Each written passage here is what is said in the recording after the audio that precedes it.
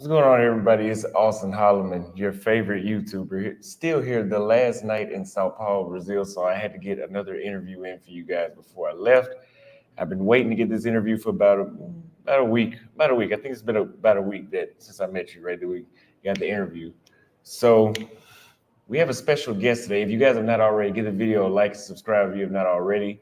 we would get into the topic because this interview came about from whenever I first came to Sao Paulo and I started talking about like, oh, it seems like they like the white guys more in this city in particular. Not maybe the whole Brazil, but that wasn't my experience till I got here. And he had an opposing viewpoint, and he had a scientific breakdown of it. And the audience listened in on a little snippet of it, and they liked it. So I brought him on for an interview. He heated up this topic. Yeah, brought him on for an interview so you guys could hear exactly what he has to say, and I get you guys feedback. So, would you tell about who you are, where you from, and how you got here? So my background, I'm Colombian. I spent a number of years in Brazil, going back and forth, and I grew up in the U.S. So I kind of know all three cultures pretty intimately, and I can tell some of the differences between the perspectives people have on race between different cultures. So for me, it's always been interesting just to be able to kind of like go into one and then go into the other, listen to what people say in one society, like in the U.S. and then in Brazil, Colombia. But I mean, I've traveled to like 45 countries, so I have perspectives that range. Like I've seen and experienced a lot of things with regards to that topic. So, would you say, how would you say, as a person of color, where in the world, we're going to come back to Brazil, but where in the world would you say that you felt like being a person of color would work against somebody when it comes to dating?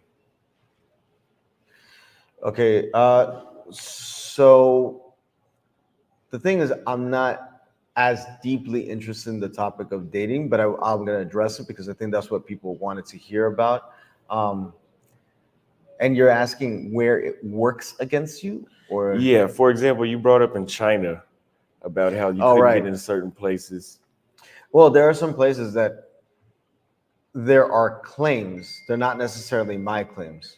Hmm. I think we have to be very kind of honest and direct about the fact that there's a pretty big difference, not for me, but maybe for other people, like, let's say for whomever is looking at the both of us.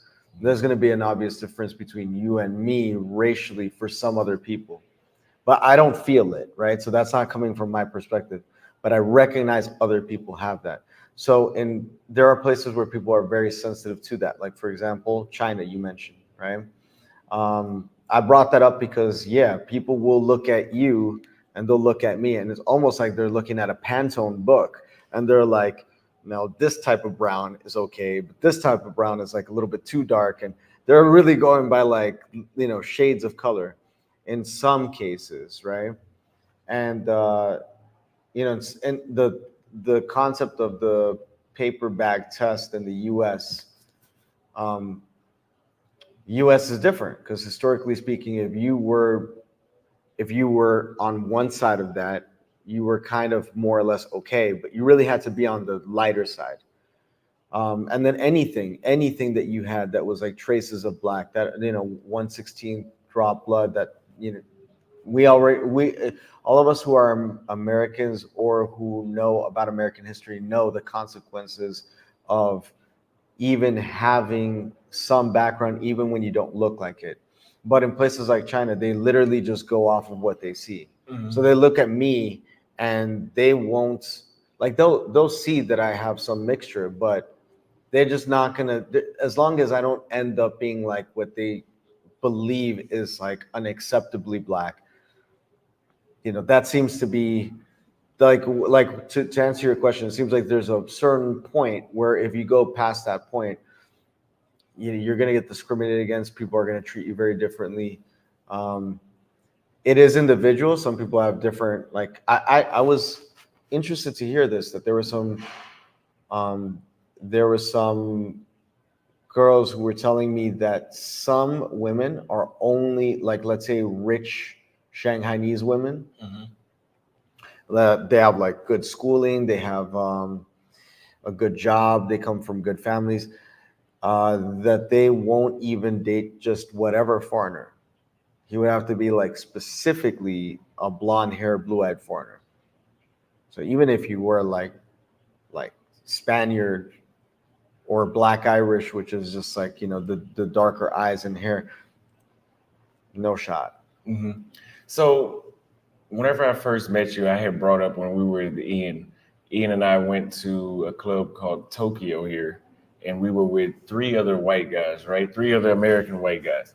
And we were talking to, first of all, I had already noticed at the restaurant a little bit of like, I like to call it ass kissing. Do you know what I'm talking about? The ass kissing? Like, give me the specifically what happened there. So let's go. Let's. I'm gonna get back to this story, but so we were at a club and we were talking to these two white Brazilian chicks, and we asked them, "Do they speak English?" They didn't answer. They didn't answer. They just looked at us. I was like, "Oh, maybe they don't understand." So, você fala inglês? I said it in Portuguese. Then they said in English, "We don't speak English." And I was like, "Okay, well, I know that, but I'm speaking to you in Portuguese." So I was like, "Fuck it, whatever." Just they're not interested. Women, I didn't think of it in any type of way at the moment. Right. But I was like, when women in other countries don't, women in general, if they're not interested, they're gonna play dumb. Like, okay, let me just say something so he'll get the message and walk off. So we didn't think nothing of it. We just laughed and walked off. Right. The white guys we were with, one of them asked the same question as if they spoke English, and they spoke English so well when he asked them. This is like 10 seconds later. That they could have been a fucking English teacher. Like they almost sounded American, right. It seems like. And I was like, really? Why? The reason I thought that it was like, oh, it's like that whole they want a white over a black in certain areas, which that's fine. I don't give a damn. I'm a tourist. I'm just reporting to my audience what I see. Right. But do you find that to be true that in a place like Sao Paulo, that is a thing where, because even I haven't this entire time, I'm black, obviously. I have not been able to date one black chick since I've been in Sao Paulo. 5 weeks, nothing but white chicks. Do you find that in a place like Sao Paulo, that whole whitening the skin and them having a certain stigma about, I mean, there's stigmas about black men all around the world, but do you feel that that's true here? Or do you feel like what we were saying that we saw was really what it was, or they just had a certain preference and we didn't fit it? Well, the example is interesting because I think it requires a lot more information. I wasn't there to see. I was speaking to Ian about it, and he was giving me his perspective about like, oh, these white guys, they just, show up and they swoop right in and they take, it's like they kill it, right? And he attributes it to just being white, right? That's the concept, right? The JBW is just be white, right?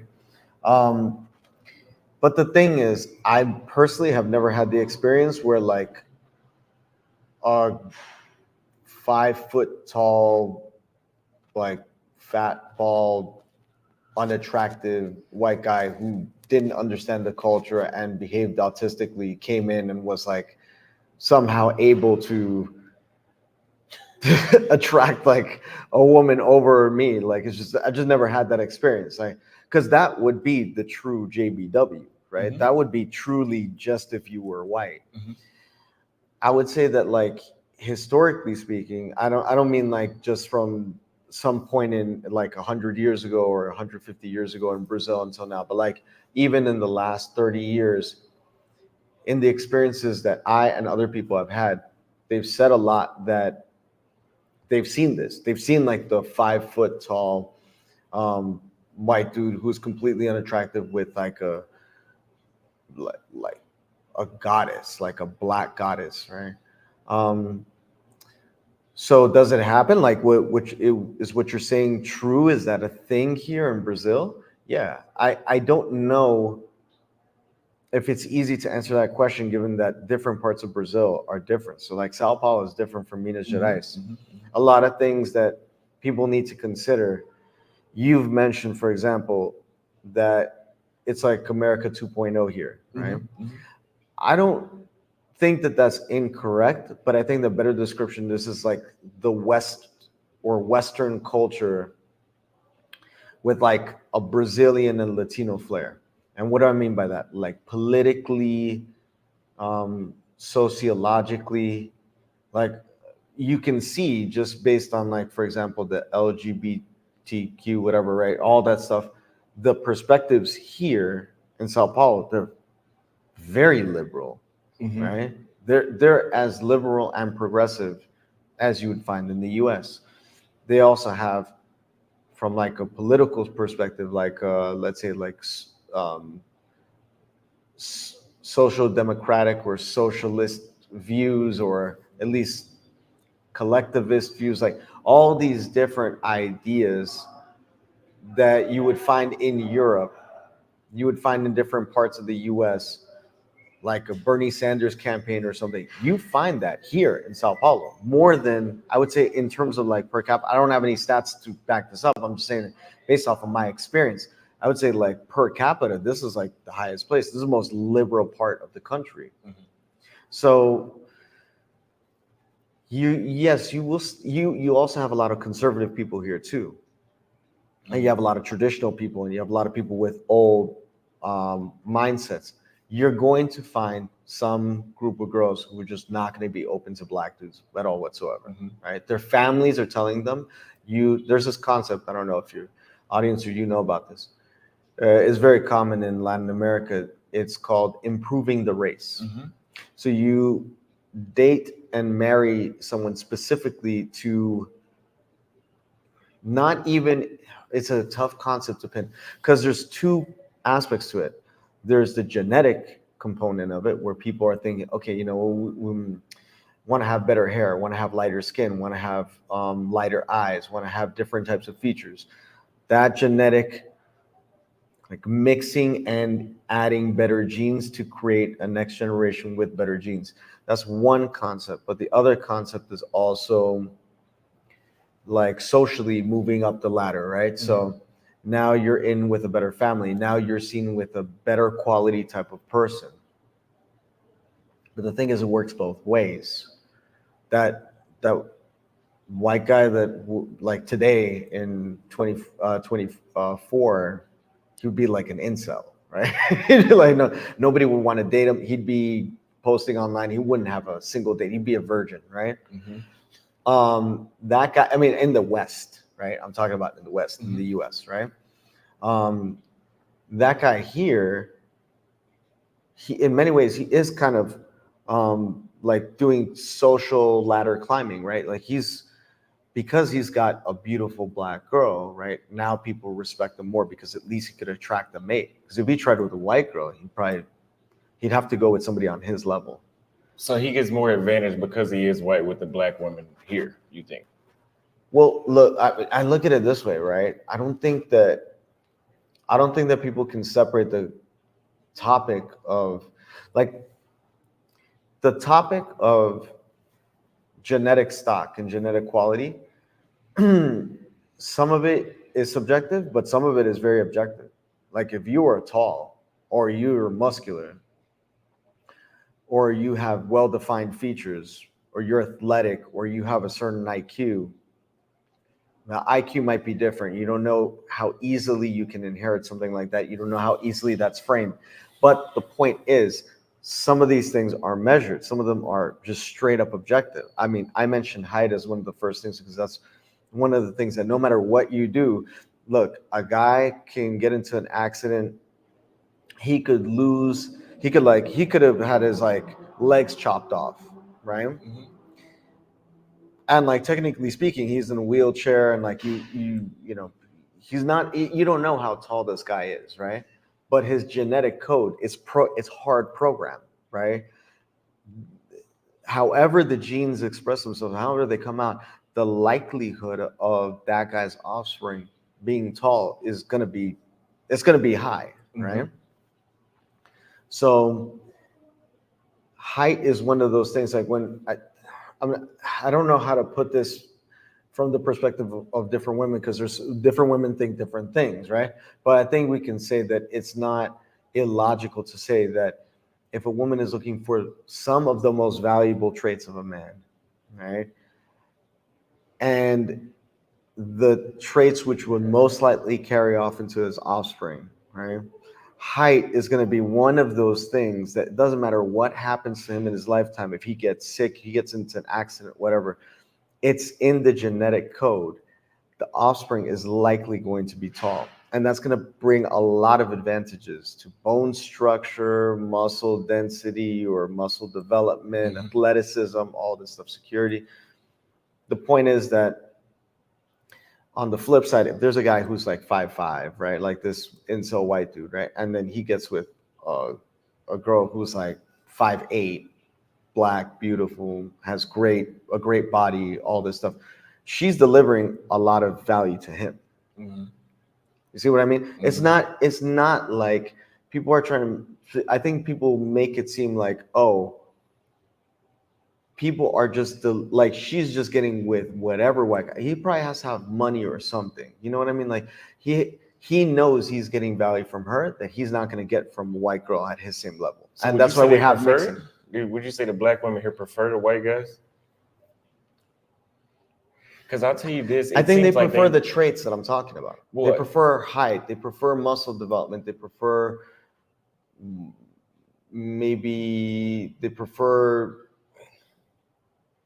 like there's advantages to mixing beyond heading towards one direction, which is becoming whiter. Like you have better immunity. You have there's a lot of advantages to mixing. Let's just say that, right? I would agree. So. But would you say that, because I'm asking you if they prefer the white guys, because it seems like every black chick I've approached here, they have like a pre-assessment about me. You know, I can see it in their face before I speak to them. Versus the white chicks, they're just very open to talk, no problem. All right. Well, it's been a minute since I could say I've been out and about, and specifically around black chicks here in Brazil. But I've personally had no problem with black chicks at all here in Brazil. But again, now we come into questions that are specifically Brazilian about how they view me. So do they view me as lighter or whiter than them, and then vice versa? Like, but I mean, I literally have gotten like, I've been able to interact with the range. So between like very dark skin to, you know, white girls, I would say that there's always going to be a hierarchy. This is the thing people need to understand, right? People don't like to accept a very real fact that there's always hierarchy. You're going to like one girl more than another, right? It's just a natural part of life. You're rarely going to like two girls exactly the same way, right? You're rarely going to have two friends that are exactly as good friends with you, right? So one is going to be better than the other. One is going to be closer to you than the other. I don't think there's anything really wrong with the idea that that white men could be preferred. So they're a little bit higher. I don't think that there's that much of a difference between like attractive white guy in Brazil versus an attractive black guy in Brazil to the eyes of most Brazilian women. Interesting. So we have somebody ask you a question. I see an Afro Latin man in front of me. Does he identify as that, or am I wrong? Are you Afro Latino? Okay, yes, but technically speaking, I'm Black American and Latino, so I'm a mix of those two. Okay. So my black blood comes from the U.S., not from Latin America. Okay, so let me ask you this: do you feel like if you were darker, you have black in you, but if you were darker, do you think that you would have the same experiences dating in São Paulo? Would more women be open to you, or would your results narrow by race? Are you talking about specifically São Paulo, or are you talking about like Brazil? Let's say Brazil as a whole. And also, before you get to that, a lot of my subscribers want to come to Latin America. Let's say they want to come to Brazil because they want a traditional woman. We spoke about this before. Yeah. There's nothing traditional from what I've seen about Brazil. Nothing. No, okay. Brazil, like I said before, it's a huge country, just like the U.S., right? Any country, even Colombia is not even that big of a country, right? I mean, it's big territory wise, but it has like 58 million people. It's not the biggest population, but even one city is totally different from the other one in terms of like the Hmm. type of Hmm. people, the traditions. You go to Medellin, Medellin is like, sorry for anybody who is in Medellin or who loves the city. I think it's a great city, but there is a degeneracy in that culture that is Hmm. like beyond anything else. And you're just not going to find that same level of degeneracy or those values or even the conservative values, because there's a flip side to Medellin most people don't know about, which is how conservative that city is. There's a degeneracy and the stuff that most of the foreigners interact with, but there's a really hardcore, like I'll say, like almost like Germany in the 1930s type conservatism, and it's big in Medellin. So you have a variety there. I would say that in Brazil you have actually the same thing, but it's more across regions. And Sao Paulo is a very liberal, progressive city. So and then you have cities like Rio, which is not necessary. It's also liberal and progressive, but it's more than that. It's libertine. So you have a lot of people. They freely love and do whatever they want. You seen it. You walk down the street. You see everything that's going on here. I mean, how would it be possible to show up here, specifically Sao Paulo, and find a traditional woman when they don't even define woman in one way? Really? Like, oh, so let me put you onto this, right? This what I thought was really interesting. I was trying to remember. There was a conversation I was having with someone about how they they couldn't. It wasn't even about the pronouns or anything. They were just like, we can't even discuss what a woman is. They were. So this was at a I think a market or something. I was like buying some fruits or some fish or something, right? And they were telling me, you can't even say like, you can't address somebody by pronouns or say like, oh, this guy is very talented, because people will interrupt and be like, yo, how do you know he identifies as Oh, a same guy thing or as the something? states. It sounded even worse. Really? It sounded even more ridiculous. Wow. So these dudes want to come to Brazil and they want to find a traditional wife, which I don't really find it to be, from the cities I've been to be traditional. I think at this point your best bet for traditional is somewhere in Africa or in the Middle East or some in some Muslim country. And I've even had some experiences with Muslims that would make me doubt that. Not from the Middle East, but from Africa, right? Uh, Oh, and in the Middle East too. yeah. Do you think Like, go that? to Dubai. I mean, I'm not saying that's amongst Muslims themselves, but no, at least Muslim men. But man, hey, there's a lot of stuff going on. If you ask me, I think that the man, like where you can actually find traditional, that's tough. Mhm. That is really tough. I would say maybe in smaller cities. Um, But do they even want the foreigners?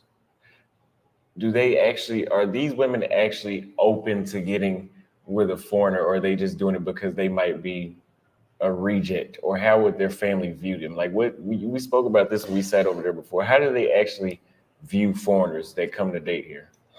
that's an excellent question. I think you were following up on when I was saying how if we really talk about the cream of the crop, I want to go back to Medellin for a second, because everybody, even Casey, he was talking about this, right? I know I said I didn't want to like put anybody on blast, but I think it's relevant, right? That he mentioned it, and I think he did a few videos talking about this, about how in Medellin, yes, you'll find some more beautiful women, but then the quality of person that they are, their basically their personality, their values, their intellect, all this stuff. You know that I've never had a problem. Like I have Colombian family, right? So there's females in my family, obviously, right? Hmm. You think you think I believe that the females in my family are degenerates, low IQs, like, And I have very beautiful family members, that I have some younger cousins. Some of them are very attractive and beautiful girls, but they're smart. They're smart. They go to school. They're very well behaved. They're quite traditional. Obviously, I have a little bit more of an in, but even going out and about in society, I meet these women all the time. I've met them in Medellin quite frequently. They just don't really expose themselves to foreigners like that. They don't value foreigners the way that foreigners would like to be valued. They'll value foreigners similarly to their own men, but maybe with like an extra point of interest, like, oh, okay, maybe you have experiences that a local guy doesn't, right? But they don't value, at least not today, they don't value foreigners to the extent where they're like, oh, just because you're a foreigner, like regardless of your education, regardless of your job, regardless of how much money you earn, regardless of whether you speak the language or not, regardless of whether you understand my culture, regardless of what your intentions are in this country, I am going to submit myself to you and allow you to have basically sleep with me, right? When I'm creating a standard for a guy who's going through the protocols, right? Like I've seen this happen time and time again where the foreigners show up. And mind you, one of the things that's interesting, white foreigners actually have right now probably one of the worst reputations. And I heard a lot of white dudes complain. I've heard more white dudes now complain than probably any black dudes. What complaints do they have? I like the same BS that like, um, oh, like there's like a lot of racism towards like white guys, and it's not. It's not racism towards white guys. It's that they see a. It's kind of like what Andrew Tate was saying one time. Like, it's not racism. It's like pattern recognition, right? You just see something happen over and over again. They see these white guys come over and over again. They believe that girls should be throwing themselves at them, and maybe initially some girls are. That point, which we talked about, which I thought was interesting, was it's not the best girls that are throwing themselves at them.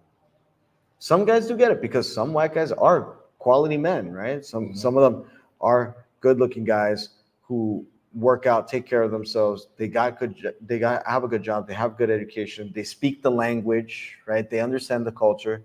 I have friends who are like this, right? They don't have problem meeting women either. So, like when it comes to meeting these women abroad, like I think that there's an appeal because some guys who make it through and then they're like, oh, look at what you got, right? Like maybe I could go down there and get that myself. But that's really case specific. And it's also market specific. Like, were there a lot of foreigners coming to this place at that time? Maybe not. Maybe you were the only foreigner that they met that was like this. So you're a rare commodity. Mm-hmm.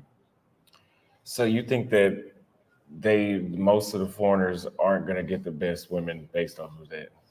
Like no, there's no. I mean, I'm not saying it's impossible, but no, there's almost no chance. Like, if the best one is a 10, what would the average foreigner get? 10 being the best, 1 being the worst.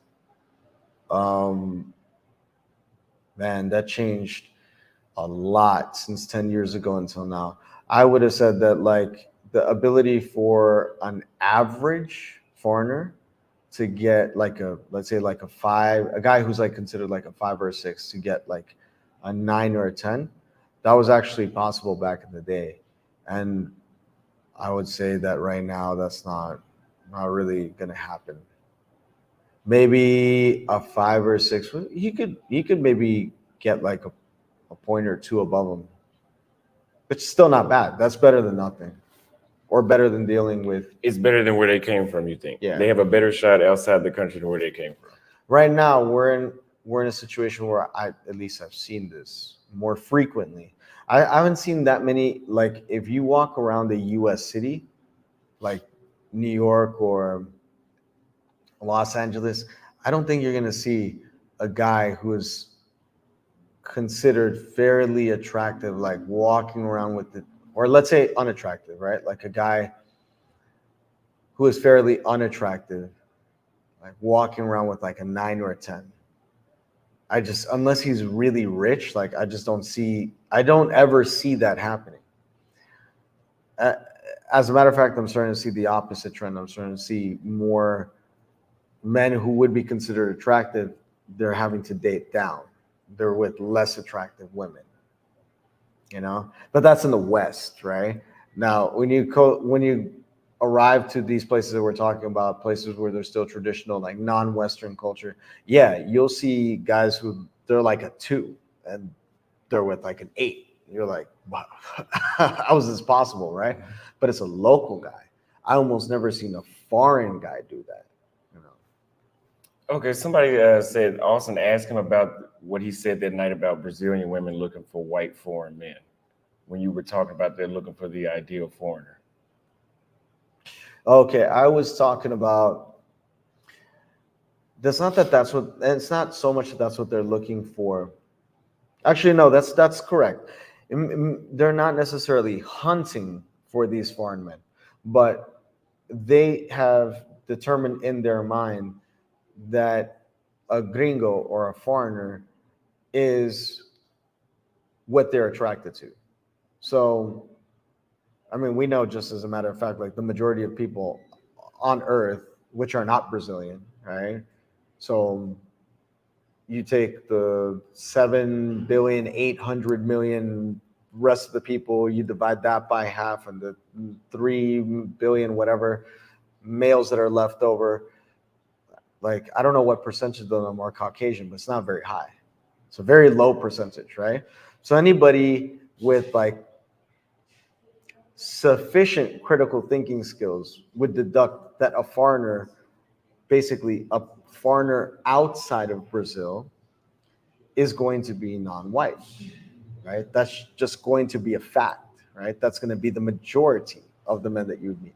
So how it comes into their mind that the only foreigners are white is crazy. And I was just talking about my experience because I remember I was talking to a couple of girls, just having a friendly conversation.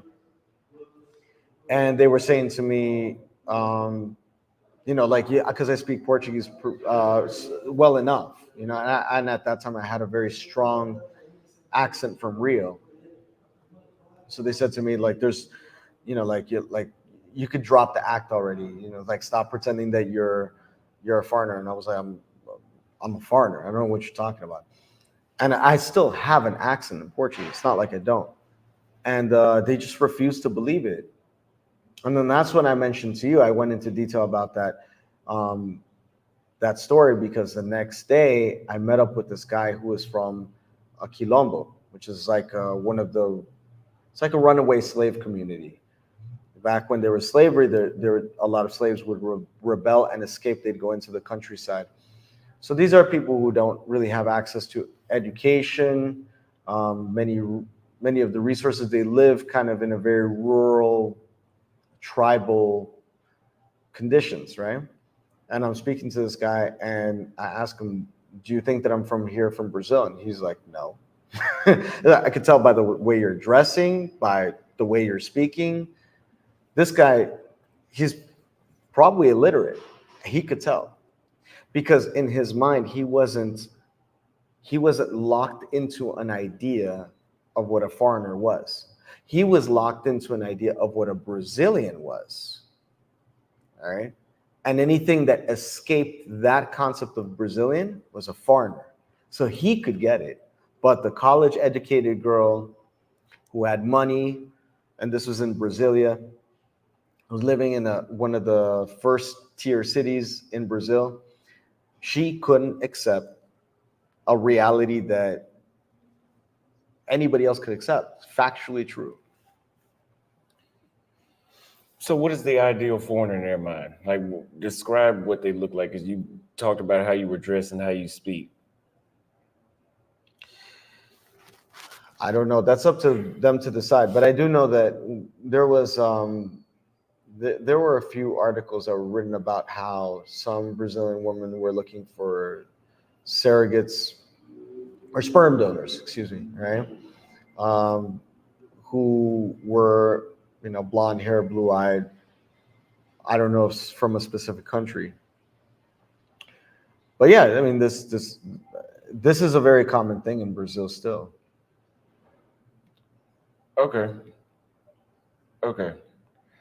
I could see that. So somebody said these women are smarter now. If you can't prove you're a Brazilian card holder or have an established residency in Brazil, expect low tiers or expect a lot of detective questions. Does that sound about right to you? Can you repeat that?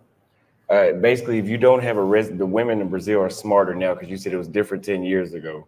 If you don't have if you're not a Brazilian card holder, if you don't have a residency here, you should basically expect the bottom of the barrel or for them to be on a detective mode when they're with you. Mm, I don't know if I could agree with that. It's not illogical though. It depends on who you are, right? Like you said with these guys, these American guys who you mentioned, again, they're passing the test on a couple of things, like pretty obvious things, right? Like from what I gather, they're tall, good-looking guys, right? So they already passed that test. They qualified, let's say, right? Um, yeah, a lot of people don't understand that some of these genetic questions they matter a lot to these women. Like the women don't say it outright because they're maybe shy to say it, but it's true. Right? So you Like think they I actually don't think think about these that? guys show their ID or anything, and like you said, they don't speak Portuguese, so So it's strictly off of genetics. QB Passport Flex says Brazil, you need to know the language and embrace the culture to have success with the women. I would agree with that, but we're diving deeper into that but that's today. as someone who doesn't fall into a preference that a girl has, right? Because and this is the thing, a lot of people think that it's that preferences they just stop after one, like it's girls that Brazilian girls, remember what I told you about this, like Brazilian girls are socially politically encouraged to have a preference for a white guy. So if they already have it like naturally, right, they feel an attraction, like a they feel drawn So naturally to a white guy, they will come out and express it because society is encouraging them to do it. yeah. But that doesn't change. Like there's a real group of women who are genetically drawn to black men too, of all different types of backgrounds, but they're not being encouraged to do that, so they usually keep silent. They some girls might even say, oh, it's because you're American or you're successful or you're smart, and they're avoiding all these ways of saying it's because you're black, because society won't support them if that's the reason why. So that goes back to my initial question, which is you said that they're genetic. Well, they've been encouraged their entire life to want a white guy. So that's why the black women in Brazil aren't interested here, from my experience. Okay, the way the I kind of understand what you're saying. It makes sense if you, let's say if you're a white woman or something, right? You're at least light skinned, right? You already possess the thing that people are telling you is valuable, right? The people with power. If you're black, obviously you're missing that element, right? Or you're told that you're missing something of value. So it would make sense that one is going to be a bit more aggressive to pursue that value that they don't possess versus the other, right? Like a person who already has $1 million is who wants another $1 million might be proactive, but they're probably going to be less aggressive than the person who doesn't have $1 million who really wants $1 million, right? That second person might be more aggressive. I think that's what you're identifying when you see some of these. So not, and I was, and I want to scale back because I know you're not trying to be like absolutist or generalize all these black women, but you're talking about the ones that you met that are like that. It's possible they could be this type of black woman where they were encouraged to look for a white dude, and then they're very aggressive about it, meaning that if they're very aggressive to search for one, they're going to be very aggressive to reject one that isn't. So I know that's all throughout Brazil, but why is that only here in Sao Paulo? I experienced that, but not in Salvador, not in Rio. Because Salvador, Rio, I had no problem meeting. We'll see. Here is even we can't even like really speak when the black because this motherfucker in these comments keeps saying like, "Oh, you're just looking for sex." That's not the point. The point is I couldn't get that far if I wanted to, because it's I'm speaking to them and they're kind of. I seen a chick at a black chick at a club rolling her eyes at me. I don't know who she is. She doesn't know who I am, but she's rolling her eyes, shaking her head. That has only happened in Sao Paulo, not in Rio, not in Salvador. It has nothing to do with sex. It's about the fact that we can't even communicate initially. I could be asking her for fucking directions. She would never find out because she's too pushy in the beginning. I wouldn't know what to tell you because, simply put, how many times did this happen? This is, I do more approaching throughout the street. Like I like to go out and meet women. I use dating apps too, but I like and that yeah, none of them on the dating apps either. The white girls on the dating apps, yes. The black girls, not one. Instagram, not one. In person, not one. I think we have a little bit. We don't have enough information to understand what's going on here. Because like the point you made earlier, like even if you were just looking to have fun, right? Mm-hmm. Let's not hate on this dude for identifying something that at least should be considered, right? If you are considered like a sexual predator here, if you gave up that vibe, that could be a factor. But not with hello though. But see, no. But I don't. But that's what I said. I don't know enough about what But the happened. approach is the same with the white or the black chick. I approach women the same way. Why is it so happen Yeah, that I mean- it only works with the white girls? I don't know. If your assumption is that the preference for white men amongst black women here is stronger than in the other two cities, I wouldn't know to tell you if that's true or false. Mhm. I would believe it's not true. I would believe that it should be black women would prefer black men here more because there's more institutional support for black identity and culture in Sao Paulo. There's a museum in, like this is a good part of town where we're. This is like one of the richer parts of town, Mhm. but it's not the richest. There's a few other neighborhoods that are like really quite rich. Mhm. One of the richest ones, which is right next to that park, the Ibirapuera, right? yeah. There's a museum Mhm. in the middle of that park, the Afro-Brazilian Museum, Mhm. in the middle of one of the richest parts of the entire country. Mhm. Black representation in Sao Paulo is there. I mean, I remember there was a whole festival. This was maybe like last year or maybe 2 years ago. I'm not quite sure. A whole festival on black culture, black arts, black music, black identity in Brazil. There is more than enough of what would be considered a pro-black movement in Sao Paulo. So do you think I'm in the wrong area of Sao Paulo? I mean, it doesn't matter now because I'm leaving in hours, right? But do you think that I was in the wrong area searching for black women? But then we could say that, but then when we go to dating apps, and my dating apps are not in a 5 mile radius, they're in 50, 60 mile radius to cover a large portion of the city. Why is it? It's just not making sense.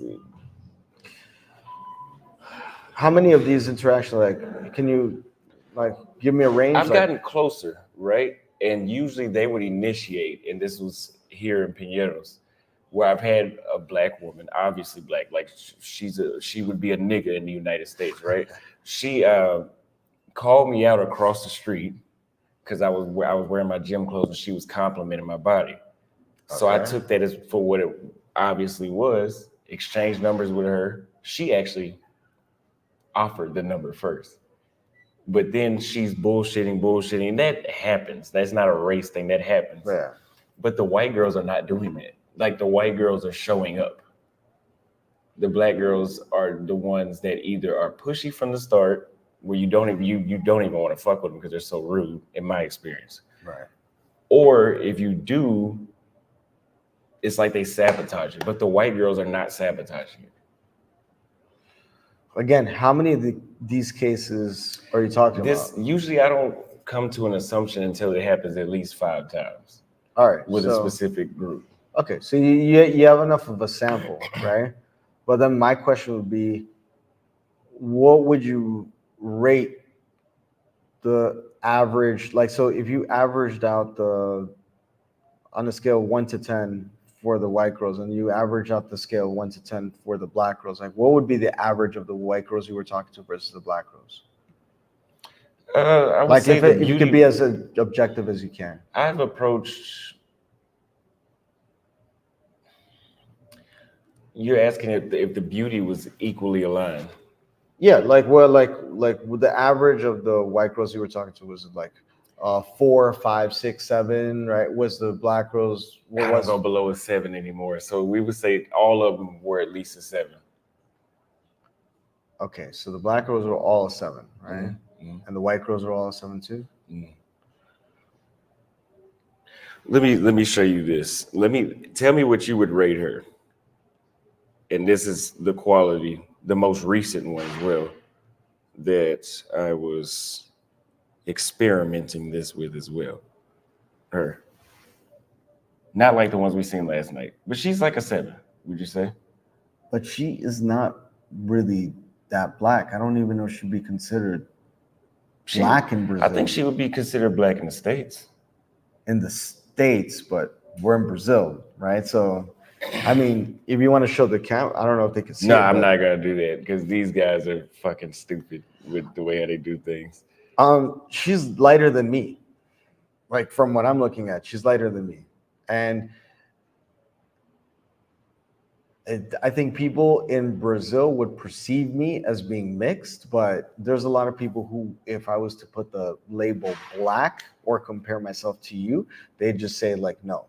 And it's not even like in the US where they'd be like, okay, I'm light skinned and you're like, you know, just like not like dark skinned, but like right there, right? Like right on the point where it's just maybe like in between, right? But where people could potentially look at us in the US, both of us, and be like, oh, that these guys are black, right? That's not happening in Brazil.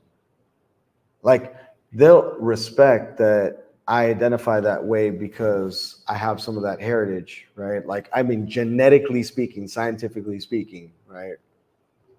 I have African blood, right? There's no way around that, right? And you do too, right? So, and I mean like West African, you know, like black people, right? So there's no way to get around that for either of us. But in Brazil, they will ignore a lot of that. Like I wouldn't consider her like, I thought you were talking about like a girl your color. It's happened with them too, though. Like there's some chicks that you say like, oh, she wouldn't be black in Brazil. There's some, like I said, no matter where you could drop them off in Japan, they'll know they're a nigga. You know, there's some, this has happened with all shades. That's why I've come to this conclusion Of melanated chicks, basically, is what you're talking about. Man, I don't know, because it's inconsistent with the other set of facts, right? Like we're talking about how in the other set of facts you have a huge pro-black movement in Sao Paulo. You don't even have this in Rio. You have it in Salvador, right? I noticed that, right? In Rio is getting there, but in Rio I would still hear a lot of like crazy racist stuff. Like I would just hear a lot of, like I remember I was in Leblon. Leblon is like one of the best neighborhoods in Rio. I was having lunch with a bunch of folks there, and not all of these white folks were from that neighborhood. They were from different parts of Rio, but they were, let's say, like well off, and they hang out in Leblon, right? At the very least, there's social circles in Leblon.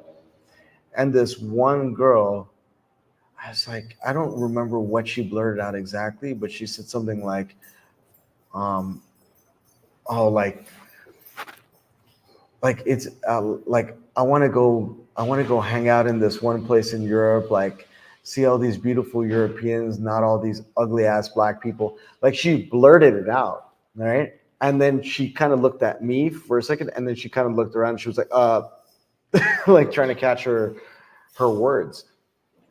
What I thought was interesting about this is like I never heard anyone say anything even close to being like that openly racist in Sao Paulo or in Salvador. That's interesting.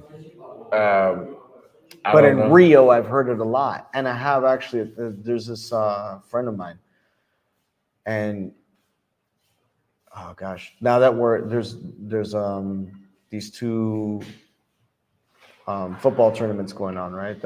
Before the World Cup, they have the Copa America and the Euro Cup.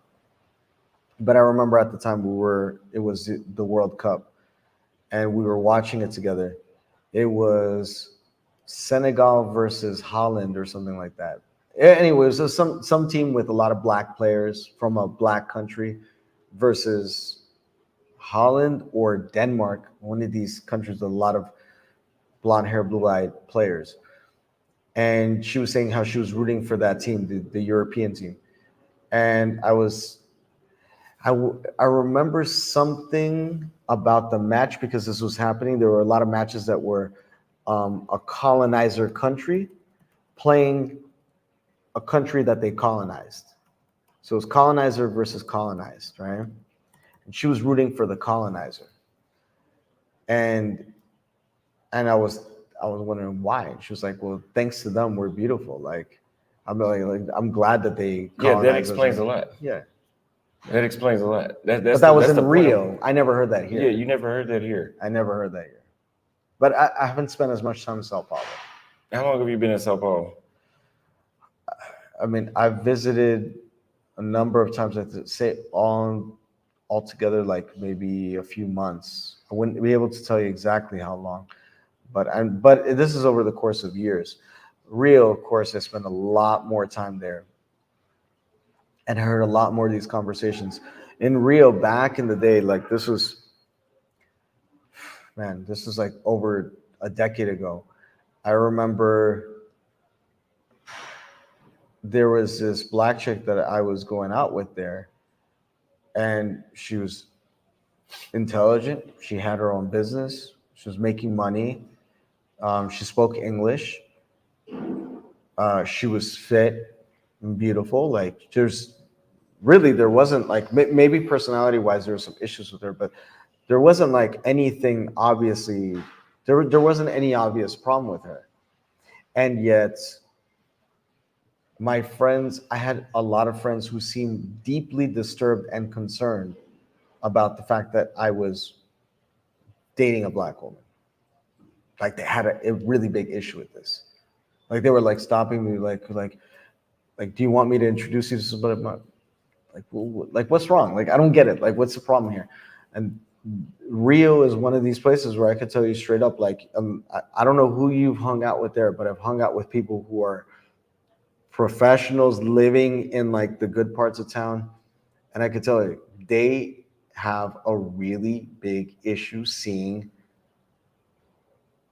like one of their friends, somebody in their social circle, introduce somebody who they're dating who is black.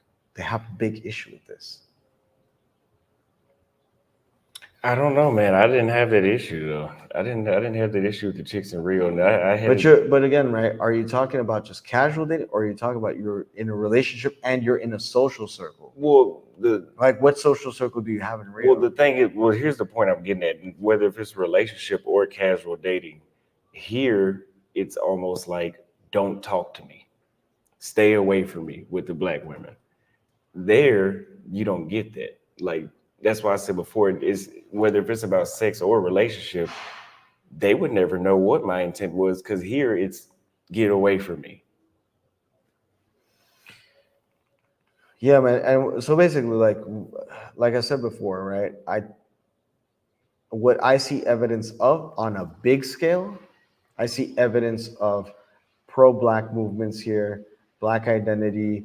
Um, Actually, the probably the most beautiful girl that I have ever seen in Sao Paulo was a black woman. Albeit she was light skinned, but she was obviously black. She had her hair out like afro, but she was absolutely gorgeous, and she was with a black guy. So I don't know. I don't know what to say about that. So I want to address some of these comments because people are saying very ignorant stuff. And I just explained why the hell that's not what I'm saying. Like, what are they saying? You, I can't talk about women after today. These people are fucking stupid. Relationships versus casual are very different, which is what you're saying, right? Relationships versus casual. It doesn't matter if you can't even speak to the person.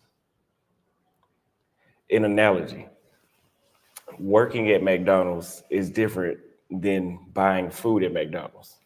But if McDonald's in Sao Paulo says, oh, like, oh, you're black, don't come in here.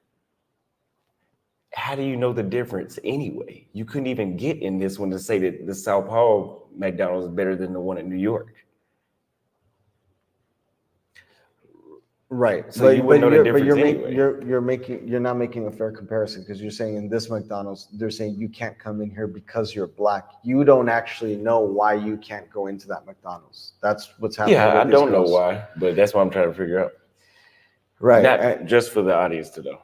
Right. And I think what I'm trying to help your audience and you also understand is that there is no lack of pro-black sentiment in Sao Paulo. There's none of that. That's just a factual reality. There might also be racism. I'm not saying that there might be anti-black sentiments. That might be a real thing that exists, but you can't remove the reality that if you go on Google now and search in Parque Ibirapuera, there is a museum. Yeah, I've seen it. And that's one of a few. There's a few of them. I've seen here in Sao Paulo there is more.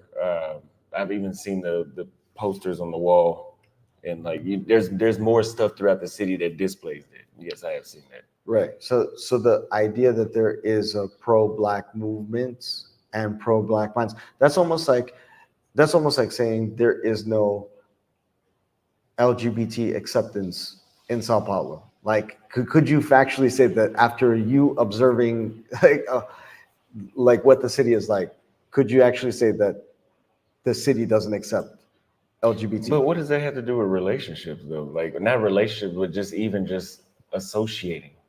What I'm saying is that even if all of the cases that you're talking about that happened to you were due to like self-hatred in the black community, you're still just talking about a few cases, whereas there is literally institutions in this city alone that are so pro-black. You can't you really think it's all white people that are operating the Museum of Afro-Brazilian Well, usually heritage? in Latin America, they have the black people do the janitor job and the shit that doesn't pay anything. So I could, without even checking, I could agree that the black people do work there. Probably don't do the best job, but No, but I'm saying like when it like there was a huge uh Afro the event that I was talking about 2 years ago, like Afro-Brazilian, it went on for 2 weeks, right, in Sao Paulo. They brought in people from all over the world, but specifically black people from all over the world, right? I mean, are you really going to say that the people who organized the event, sponsored the event, operated the event, coordinated everything, interfaced and reached out to all the people, black artists in these different parts of the world, in the US, in England, you really believe that all of the people who were involved in this and led this and were integral in this were white and there were no black people? I think the disconnect is like you're going very deep because when you bring up pro-black, that's like That's deep. I'm just talking about, like, for example, if a black chick walked in here and I said, "Do you know where such and such room is at?" She would do her best to ignore me. I know, but then we only have one thing consistent there, which is you, So right? what is the problem? What is Because what I'm saying is, if we had institutional consistency in Sao Paulo of racism against blacks in Sao Paulo, then I could say we have a problem that is consistent. Remember the pattern recognition thing, right? If we notice these patterns over and over and over again, we can talk about something, right? Right? But we don't have a pattern, generally speaking, in Sao Paulo of anti-black sentiments. I mean, even if we had a pattern of that, we have a pattern of pro-black. So let me ask you this: how long has the pro-black movement been around in Sao Paulo, from your knowledge? And then I have something else I'm going to bring up after that. I mean, I don't know how long it's been around. Do you think it's been around longer than 20 years? In order for there to be a museum in probably the richest place in Sao Paulo on black Brazilian heritage, and for there to be major multi-million dollar events being held to celebrate black identity, that couldn't have happened just in the past 5 years. I would assume that it's been like 20 years, over 20 years. So you think in 20 years, hundreds of years of brainwashing can make that much of a difference? Because for example, there's because if you're talking about a 20-year-old chick who, like, she was literally born in it and she doesn't know any of that older stuff, or the older stuff doesn't have as much of an influence on her as the newer stuff, it's possible. The analogy, the comparison I can make is the Ku Klux Klan in the United States has been around for a while. Right. The civil rights movement happened. That Klan is going nowhere. Right. So I don't think that the museum makes a difference in how they look at each other. Also, I interviewed a white Botox surgeon here in Sao Paulo, and he said the same thing that I'm saying, where he went to the United States. I think he said he lived in Hawaii and LA, and that when he was there, that was the first time he'd actually seen that much pro-black. Because the United States, we're, I think, the only colony where black people were at that actually are that pro-black. You know, out of all the other countries I've been to in Latin America, I don't think I've ever seen black people that proud. Like, we're proud to be black in the States. Right. Here, it seems like a lot of them hate themselves. That's why they choose to do that and improve the race shit. In the States, that's not really, like, you don't really hear black women say, like, they might want a mixed kid, but they don't feel like their black skin is ugly. But in Latin America, they do think that. That's why they have that improve the race fucking mindset. I cannot agree with that. The number of times that I've heard black people in the U.S. specifically talk about black people in the U.S. talk about how someone with dark skin is crispy charcoal. Man, like, black people make fun of other black people's skin a lot, like a lot more than I think I've ever heard any white people. I don't think dark skinned guys are, like, in a position where they feel like they need to be bred out, because they would have been, because slavery was liberated here in 1888. Slavery was liberated in the States when 1868 or something. It was around the same time, right? It was later here. Why it was later here, right? Yeah. So it was later here. If dark skin is worse if they perceive that worse in the States, why are the black people here more mixed in than they are in the States? Because the average black Brazilian that you see is more like your skin tone, right, or a little lighter than me. But in the States, there's no shortage of charcoal black folks. Well, I mean, it doesn't make sense. But what's your question exactly? Why is there? Well, I don't think the colorism in the States is worse. I don't know. That's not an easy question to answer because, like I said, right, there seem to be some amount, I don't know how big it is, but of black people who seem to really hate other black people. Like really hate other black people because of their skin, and if not because of attributes of their culture. And they really, really, really, really seem to hate other black people. And I mean, just So what? crime statistics alone speak about that, because the amount of crime, the amount of homicide that is borne onto black people by other black people is astoundingly way higher than when you compare it to other groups. So that, you mean, that's not love, right? That's, I wouldn't consider that black love, right? I I mean, just don't think that I'm not understanding if slavery was liberated and like you gotta think like there was segregation in the states and they decided to integrate and you guys need to mix with us. In Latin America, you need to mix with us. In the states, we're gonna separate. but again, like, And the people here are still more mixed in than in the states. but again, I think that the concept of mixing being the result of self-hatred, that's not actually like a consistent, that's not consistent with historical facts. You have to understand something. The people who colonized the US, they were mainly Northern Europeans, but specifically British, right? But there was also Germans, there was also there were a lot of other groups that arrived from Northern Europe, where they didn't have this tradition of being mixed in with other cultures other than Northern European cultures. Like, think about the British, right? The British, from a historical standpoint, like going back 100 years, before 100 years ago, like who were the British? The Brits were mixed with like German, Scandinavian, Irish. That was it. Maybe some French, right? Mm-hmm. I mean, I don't know everything about British history, but the whole idea of like the Brits mixing with Indians didn't start until substantially later, mixing with Africans later, mixing with people from the colonies that they had possession later, right? I mean, that like the Brits mixed, they started mixing way, way, way later. Whereas if you look at, for example, the Portuguese, right, even from like 500 years ago, even from the inception of the country Portugal, Portugal was already colonized itself by the Andalusian Caliphate. So there were Muslims. Now, a lot of people will say that many of them were Berbers who were kind of white, but there was all different types of Muslims, right? And Muslim people, right?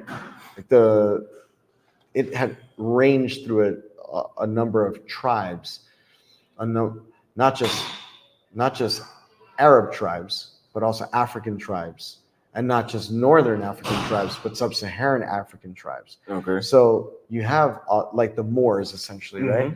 The Moors are composed of which was one specific group, but that formed part of that caliphate.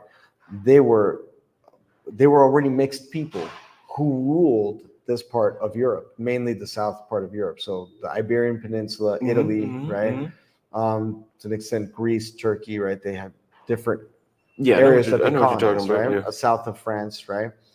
So think about this, right? The Portuguese, as an ethnic group, are partially composed of people who were already not European and who were all also mixing and composed of different groups. And those were the people who ruled them. And then they mixed with those people as well. So like a lot of Portuguese people have Arab blood, they have African blood to begin with. We're talking about 500 years ago, before they started mixing here. It was already commonplace for Portuguese to mix. So you're saying that the reason that they mix here is because that was a habit that they had already had Exactly. before. So what about this whole better the race thing? That was a habit that they had from that time. That's not. So that's still the same point, then. Yeah, but that doesn't mean that it's coming from black people. It means it's coming from the colonizer. Yeah, Yeah, the Portuguese are but influencing the not blacks that necessarily. they need to mix. But Yeah. it's not necessarily self-hate. It's mixing because of a number of reasons. Mixing because they were conquered, and there's, you see, it's not like the Portuguese I don't think that there's much evidence to suggest that the Portuguese had self-hate when they were ruled Not by the the Portuguese, Moors. but the blacks, the slaves that they But brought, why that they would it freed. change? Why would the acceptance of mixing with blacks come from the position of blacks hating themselves to improve their race when the people who they were mixing with were already open to mixing? Like the Portuguese were already open to mixing. So you're saying that The British were not. The British I historically could were agree. I not could open agree to with that. That mixing. the British were not. Obviously, that's why they segregated. Exactly. That's why they segregated. But And Northern Europeans, because when they went to South Africa, you have a lot of the same history as well with the apartheid and the different groups that they self-segregated. That was the thing. They did the same thing in the U.S., right? They self-segregated. They didn't even need to segregate black people. They didn't want to interact with other groups of people. So what you're saying is the Portuguese. I'm still not understanding. So because you said that Miscegenation, that they Mixing. they want to better their race here. Yeah. That's one concept, right? Okay, that's one. That's one concept, right? But that one concept, it doesn't necessarily come from self-hate. It comes from a historical trend of the colonizer having been colonized, and that colonizer, I'm not sure, I'm not an expert in Moorish history or the caliphates or anything, right? But the point is that for centuries, the Portuguese are a product of mixing of the Lusophonic people, the original Portuguese tribes, right, with Arabs, some Africans, Northern Africans like Berbers, different. There's just a lot of different types of blood coming in there. The Portuguese are a genetically diverse group of people to begin with. For them mixing, the premise of mixing to improve your race, right, isn't one of self-hate because of your skin color. It could be self-hate in the sense of you don't believe you're good enough because you're being colonized, right? And there's somebody who clearly has more power than you. But that's right? what I'm talking about, self-hate. Because if you don't believe that, But that's not you're because of good your skin color. That's because somebody. It could be blacks who had more power. It didn't matter. It could be Asians who had more power. It didn't matter who had more power. If you have less power and you're trying to get into more power, But in this case, it was the whites that had the power. In this case, it was the whites, right? But those whites were actually, they already had adopted the concept of if there's something good about you, you can mix in with us. They accept that concept, right? That is why. So that's what I'm saying. In the US, you have black people who hate other black people. I'm not saying it's like the most common thing, but I'm saying it exists, right? It exists, yeah, it exists. You have black people who hate other black people, right? But it doesn't spring into their mind to breed into a better race, because the concept of interbreeding in the US is it's not a common thing. Let me ask you this. So it's not as common as it is when you look at Portuguese history. So do you feel, I think you said this earlier, do you think that a black Brazilian often has this thought that goes to their head? In order for me to level myself up in a socioeconomic status, I should mix with a white. Yeah. That's a form of self-hate. Because you feel like it's a form of self-hate in the sense that if you want to call it, you can call it hate. I don't have a problem with calling it hate, right? But it's a form of self-hate in that you don't believe you believe that something is better than you. You don't believe that you're as good as that other option that you see there, right? And so you want to breed with that. You want to create ties with that better option, that more powerful option, right? But that is not inherently because of your skin color. That's because, so if it would be self-hate, like it would be strictly self-hate as what you're talking about. If you are like, I don't care if there is like let's say a black chick, right? And she's intelligent, she has a job, she is earning good money, she is she has she has opened up all the doors for herself, right? Mm-hmm. And as we mentioned from the very beginning, she's very attractive, so she has good genes. And her concept is that just because she has black skin, she is not worth it. And the only thing that can redeem her black skin, or that problem that can fix that problem, is any white guy whatsoever, regardless of what qualities he has. That would be self-hate on That's the what happens. on the topic of skin. No, that's not happening. I I'm could not say saying that at all, I bro. seen it. I seen it in Africa too. In Africa, I've seen You women seen bleach their skin. That's a form of self hate. no. Or specifically what I just said, right? Are you seeing like a black doctor, like a black surgeon, right? A black female who's 25 years old, or let's say 28 years old. She went through her residency. She got her MD, right? She's a surgeon. She's highly intelligent. She's very beautiful. She's multilingual. She's maybe has other talents on the side. Mhm. And she thinks that she is not good enough just because her skin is black or because it's too dark. And subsequently believes that the way to fix that is to breed with any white guy, like just have any white, like a 5 foot, fat, Well, bald, ugly, dumb but white her guy. Like, preference becomes white. but do you see what I'm saying? I see what you're saying. She's not just gonna go for any white guy, but She's not just. Not only she's not just gonna go for any white guy. She's not gonna go for just any guy, right? If you're talking about a person who has critical thinking skills, like if they can become a surgeon, right? They probably have critical thinking skills, right? She's not just going to date whichever guy who is white to fix the problem of her, because clearly her black skin didn't stop her from becoming successful. It didn't stop her from expressing or taking advantage of her intelligence. It didn't stop her from doing anything, right? That's like if you're gonna say like your channel is successful, right? You have a following, people are tuned in. I don't know how many people are tuned in right now. 430. Okay, so we got a pretty good audience right now, right? That's like you telling me, you trying to convince me, right, that, or me trying to perceive you as just, regardless of the evidence we have right now, we have people tuning in, we have people asking questions, we have people following you. You have growth organically, right?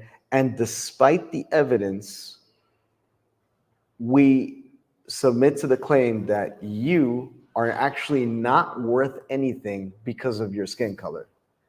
I don't think that is possible with people who have reasoning skills. Because it wouldn't make any sense. You clearly are achieving and you're clearly progressing. So could there be drawbacks? Could there be, yes, there could be drawbacks. Well, don't but use that's me not though. I'm from the enough. United States. Yeah, I'm from the United States. We don't have this insecurity about ourselves. Like I don't even think the black people here would dare even fight a white guy. I know that probably has happened, but the vibe that they give off is I don't. It's still almost like a slave mindset from what I see. Like they kiss ass. I've seen it with my own. I can tell how they smile at me. I could be like, for example, with the white guys I was telling you about at the restaurant. We had a black server, two of them. There was one in the back. She wasn't a server. She was just somebody there. The way how she smiled at the white guys and then looked at me was completely different. This is at the same table. She gets everybody their drinks. She forgets mine, even though I saw her write it down. Why is that? And yes, that may just happen, but when you see it over and over and over again, But look, is the point that like she could be racist? Yeah, she could be racist. there's a lot of them. Yeah. Like, so wait, hold on a second. 'Cause I'm a little bit confused here. Are we trying to argue whether there's racist Brazilians or not? Because I don't think that's an argument. There are No, a lot of that's a fact. that's a fact. That's There's- documented. Yeah, that's documented. that's beyond documented. We could walk down the street, we could find the racist racist as Brazilian very easily. Very right? easily, yeah. Very easily. But I guess like I don't think that's informing your audience of anything unless they didn't believe that there was racism here in Brazil. Just in case you guys don't know, Brazil, to me anyway, I think it's one of the most racist countries in the world, if not possibly. I think it's I think it might be the most racist. I think country it's in the world. most racist country in the world. Why is this? So why do you disagree? If you think it's the most racist country, why does it sound absurd? Or why do you have a It sounds altering opinion about what I'm saying? it sounds absurd that somebody would be so self-hating that despite everything being in their favor, they still view their skin color as something that has such negative value that it would hold them back, that they need to solve the skin color problem. I don't see that type of racism here. I just don't. I don't see one example of a person who's like, in order for like, there was a judge in Brazil. He had a very interesting background and story, but he became the Supreme Court justice in Brazil. This was many years ago. This guy named Barbosa, and it's not an easy thing to become a judge. It's not an easy thing to become a supreme, like the justice of the Supreme Court, right? I don't think this guy thought for a moment, I clearly understand the law. I I have all the faculties to be able to run the Supreme Court, but I'm black. So like I have to find a solution to this problem. Like I don't know any human beings that think this way. You know what I mean? Like I don't see Usain Bolt running way faster than everybody else, right? Getting to the finish line and be like, man, I got the gold medal again. The next problem that I got to solve is like what to do about my skin color. It's a non-issue once you reach that point of success. I don't think they consciously think that though. I think that's a subconscious. I think people. thought. I know. You're talking about them. The self-hate is a self-conscious thing, subconscious thing, right? Subconscious. Okay. I could dig that. I think subconsciously, but then that's everywhere. I don't see the difference between the U.S. I think. Look, unfortunately, right? I don't think your audience will agree with me on this. I don't think you'll agree with me on this, but unfortunately, I see a global trend around a lot of different cultures when it comes to self-hate of skin color, but not to this point of like, oh, this is holding me back. I can't do the thing. I can't live the life that I want. It's just a very superficial dislike for darker skin.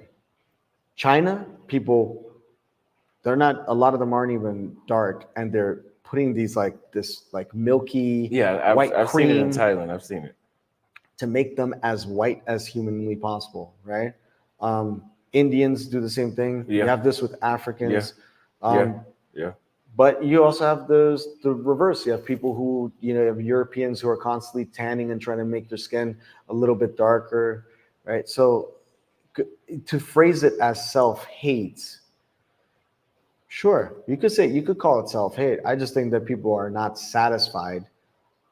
Some people are just not satisfied with their skin color, and you find that all over the world. Do you think that blacks in Brazil are more confident than black Americans about their race? No. So that's the point I'm making. Well, then the experiences I'm having make sense. Okay, not being as confident is different than self-hate. Well, if you're not confident that you're black, it would make sense. You wanting to breed out goes hand in hand. Like if I'm like, oh, I wish I would. Like I have a friend, and a lot of people know who he is. He hasn't said this directly, but he seems like he wants to be white, and he has insecurities that go with that. He prefers white women. It's the same thing I'm saying with the women here, where they're not confident enough in being black. Not all of them, of course. There are some, which generally speaking, from what I'm seeing, and this is not even every city, because in Salvador, Rio, I didn't see that. But if you don't have confidence in who you are, you're gonna feel like you need to dilute that But to this have is better kids. but this is logically inconsistent because if you take somebody like Kanye West, you think Kanye West is not confident? I mean, I don't think you can get a better example of somebody who is not even that's not even confidence. That's arrogance and hubris. Like You think he wants to be white? No, I don't believe that Kanye West wants. No, it doesn't even matter if he does or he doesn't. He possesses a level of confidence that is beyond 99.99999% of human beings. I get that, but Right? how do you correlate him with that? Well, he married a Caucasian woman, like a literal Caucasian. That could be, yeah, but there's a difference. Not even, and I'm not even saying Caucasian white. I'm saying like a person who is the descent from the Caucasus regions, like the Armenian. I know right? what you mean. He literally married a Caucasian, right, and bred with her. I mean, did he do that because he lacked the confidence to breed with a black woman? I'm not understanding No, the but the question of we confidence. can't really compare Black Americans and Black Brazilians, though, bro. Because Black, But you talked about confidence, right? So you said Black Americans have more confidence than Black Brazilians? I agree, they do. in being Black. I just think they have more confidence. Period. Well, if you were to go to each country in Brazil and you were to ask the average Black Brazilian, 100% they love being Black, 0 they love being no. I think you will find more Black Americans that love being Black. Yeah, well, I would agree with Like that. when I'm in Salvador, I think I would, and I don't want to be a piece of charcoal or nothing like that, but I would often just go sit in the sun, and I liked how it looked when I got darker. Yeah. You know, I like how I look now. I like how I look when I have no form of self-hating myself. Like I don't feel I have some people I know that they said that the white and they're Black. This is fucking crazy that they said that. And they're like, the white race is my favorite race. Like that's a form of self-hate. They feel like they also kiss white people's asses when they get in front of them. People know what I'm talking about. Okay, so forms of self-hate, right? Let's just I can grant you that, right? It's a little bit of an abstraction, right? But I can grant you that. You could say if you prefer another race over your own, right? That must be because you don't find value in your own race. It could be self-hate, right? Yeah. Well, when we come back to this original topic about self-hate, which country has more self-hate amongst its Black community, another form of self-hate is violence, is who you choose to attack, is who you choose to insult, is who you reserve contempt for, is who you choose to sabotage. Those are all forms of self-hate if you're doing that for your own people, more so than you are another group of people. Crime is everywhere, man. But you were talking about forms, right? Forms but of self-hate. So there's more than just. If you're in Indonesia and they're all Indonesian people, and there's only Indonesians to commit crime to, that doesn't mean that they hate themselves. It's just crime. Why not? It's just crime. So crime is born out of love or something? I'm not understanding. It's just that. like, for example, a crime is a murder or a battery or some sort of assault. Humans are going to have disagreements. That doesn't mean I hate the race because I committed a crime against somebody my same race. Right. And likewise, just because you married or dated or decided to build a life with somebody who wasn't of your same race doesn't mean that you hate your same race. It just means that person was qualified and interested in doing the thing that you wanted, even if it's just a hookup, right? Mm-hmm. If the chick wanted to smash, right? Like you just said, the white chick wanted to smash, the Black chick didn't, right? Do you hate your own race because you went with the chick who was on your program? No, that was my only option. Well, maybe it was your only option, but maybe there was another option, but it wasn't as good of an option, right? Like there's many reasons why people step away from their own race that don't necessarily have to do with self-hate. I don't know, man. But let's get back on topic because I think that your point was, well, I don't want to be facetious with it. Like when you're talking about like does self-hate exist in within Black people here, between in within Black Brazilian communities? And my answer is yes. Why that matters as compared to in the U.S., I'm not sure, because it exists in the U.S. too, right? It exists, but it's not the norm. Here it's like a norm. Like I'm not seeing if you're in a major city like Atlanta, Miami, Dallas, Houston, I didn't in those places I've never seen like this pressure to mix. Like chicks do that because they want. Like there's we can't black people here can use the excuse like, oh, I need to go up the socioeconomic fucking whatever this bullshit they're talking about, right? But you get There's that plenty of successful black men in the states where black women can't use that excuse like, oh, if I want a wealthy man, I need to marry a white guy. No, there's plenty of black people here. There's successful black people here, but it's not like the states in the as far as the percentage of black people that's going to be successful. right. So that's why I say we can't really use the United States as a comparison because the entire scenario is different. But you were the one who brought it up, so that's a little bit of a problem right there. You brought it up, right? I didn't bring it up, but we also have a problem where you're Because in the states, I would say it's not. Sorry to cut you off, but because some people, I don't know why they keep saying this shit. They keep saying that it's in the states that happens here too, but at a minute level compared to here. Because again, we go back to history. There was no segregation here. It was mixed in integration. no, there was segregation there. There was. It was, but in Yeah. the states, it was actually this neighborhood, this neighborhood, this neighborhood, this race, this race, this race. Don't come over here. Right. That the thing is, that information is key, right? Like the pressure, you mentioned this just a few minutes ago. The pressure in Brazil to mix also goes hand in hand with the accepted attitudes of mixing historically that existed from the Portuguese and the Arabs, right? The Muslims, let's get more specific, right? Because it was more than just Arabs, it was Africans, Berbers, and a lot of other European groups, right? But there were Muslims, right? The Muslims who ruled over the Iberian Peninsula already had an accepted doctrine of mixing between groups of people, right? Then that gets passed into the Portuguese, and the Portuguese themselves have a lot of mixture, just like the Spaniards do, right? And then this doctrine gets brought over through its colonizers into the New World. So you have your colonizers saying, yeah, we can all get together. We can all get together. If the conditions are right, we can all get together. It's 100% legal, accepted, maybe even encouraged, right?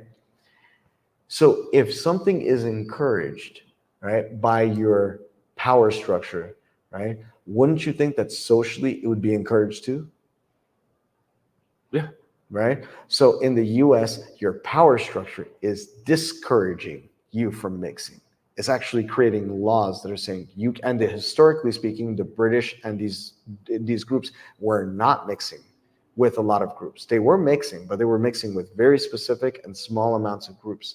So they don't have as much genetic diversity in these parts of Europe that eventually became the colonizers of the United States and Canada, right?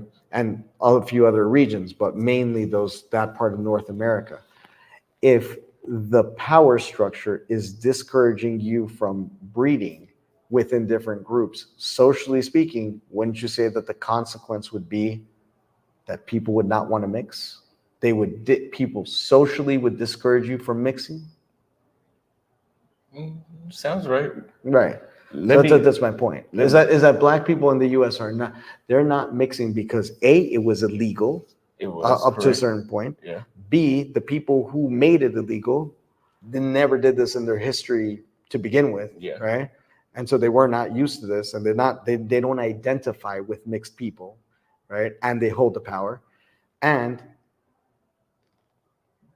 if you if you don't have any open paths to do so, right? What are you're only going to be encouraged to do one thing, which is interbreed. You date another black person and that's it. And then you get what you get in the US, where it's like if you step out and you date a white girl, all of a sudden like you hate your mama or whatever, you know. Well, you don't hate your mama, do I you? don't think we see that here though. The you hate your mama thing. JB, we need serious comments. We need serious comments, man. He said, "You're wrong, Austin. We still have segregation. It's called class." Jesus Christ. I can't talk about women anymore after today. The comments that I get are like ridiculous. Well, you know, when I'm talking about segregation, I'm really talking about fucking segregation. Yeah. Okay. We're talking about racial segregation. We're talking about racial segregation. Dude. Yeah, we're talking Jim Crow. We're talking. You got to be serious with these comments. But anyway, what I'm saying is, I just don't know. I think that all that being said, the thing is, it still is what it is. Where they want to mix here. I mean, we're still disagreeing from what we're saying, but yeah, no, I'm not saying. I'm kind of lost on where we're at now. Well, I'm not saying that they don't want to mix, right? I'm saying that, look, if in the U.S. the power structure, right, British, German, Dutch, right, if the power structure that came from these groups of people, if they wanted to mix, right, do you think Black Americans would be mixing with them or not? There was no such thing as Jim Crow laws. There wasn't a sign that, black go this way, white go that way, If that history never happened. If that never existed, and these British people, they wanted to get down with black. Do you think that black people would be wanting to get down with them? The same thing probably would have happened. That happened here. Right. It's not the case though. Right. The reason why I mentioned that is because that doesn't then display evidence of self-hate. It's just the same thing as like the white girl who she wants to go out with you, right? And the black girl doesn't. It's not that you hate the black girl. It's she's not an opportunity. You can't do it, right? So it's the white girl's giving you the opportunity. You have permission to go ahead and mix. So you will. If you have an opportunity, you will pursue it, right? That's the whole point here in Brazil. I'm not saying that there isn't self-hate. There is self-hate, but you're also missing that there is the opportunity here for people to mix from long-standing historical precedents, like hundreds, centuries ago. I'm agreeing with you. I'm agreeing. That's gonna make a difference. That's gonna be a factor. That you could love yourself, you could love your genes and everything, but if you literally just have the opportunity to mix, and that person is down with you, that's not evidence of self-hate. So let's go back and let's. Well, hold on. Let's make this fair, right? So if you want to talk about self-hate specifically, right? Then let me help you identify, because it is true, it does exist, right? So let's identify concretely in Brazil, maybe in terms of relationships, right, where there is an element of self-hate. And I would say that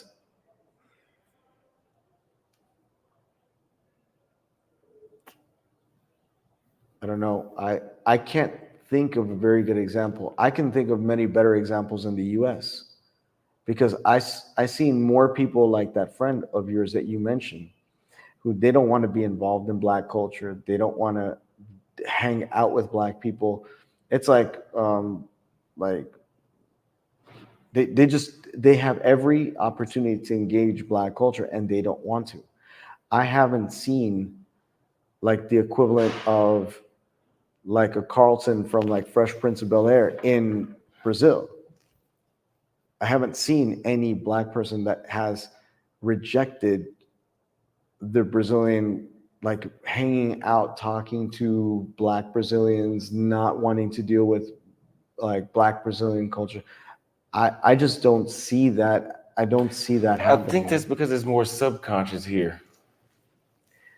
Also, Brazilian, Afro-Brazilian culture is a lot more integrated into Brazil. Like all throughout, even the rich people have elements of Black Brazilian culture, whereas rich Americans do not all have elements of Black American culture. The most that you'll get is like jazz. You'll get like some wealthy Park Avenue, you know, like white Americans who JB, if will you listen don't to see it, that. this is why we travel. This is why we travel. If you have not been to Sao Paulo, do not comment about this topic. Go ahead. Sorry. What do you say? No, he's just saying I don't see that here in Rio. That's because we're not in Rio. That's why I'm disagreeing with him because I didn't see this till I got to Sao Paulo. But also, like some people in your audience mentioned they think they can notice like Black features in me. But like, would you look at me and immediately say, "Oh, that guy has Black blood in him"? I mean, Would that run through your looking mind? at your hair, yes, Okay, there's a certain bone structure and there's certain features you have that are black, but it's right, obvious you're mixed. right. So you were talking about earlier how like when you show up to a restaurant, you go to a certain place.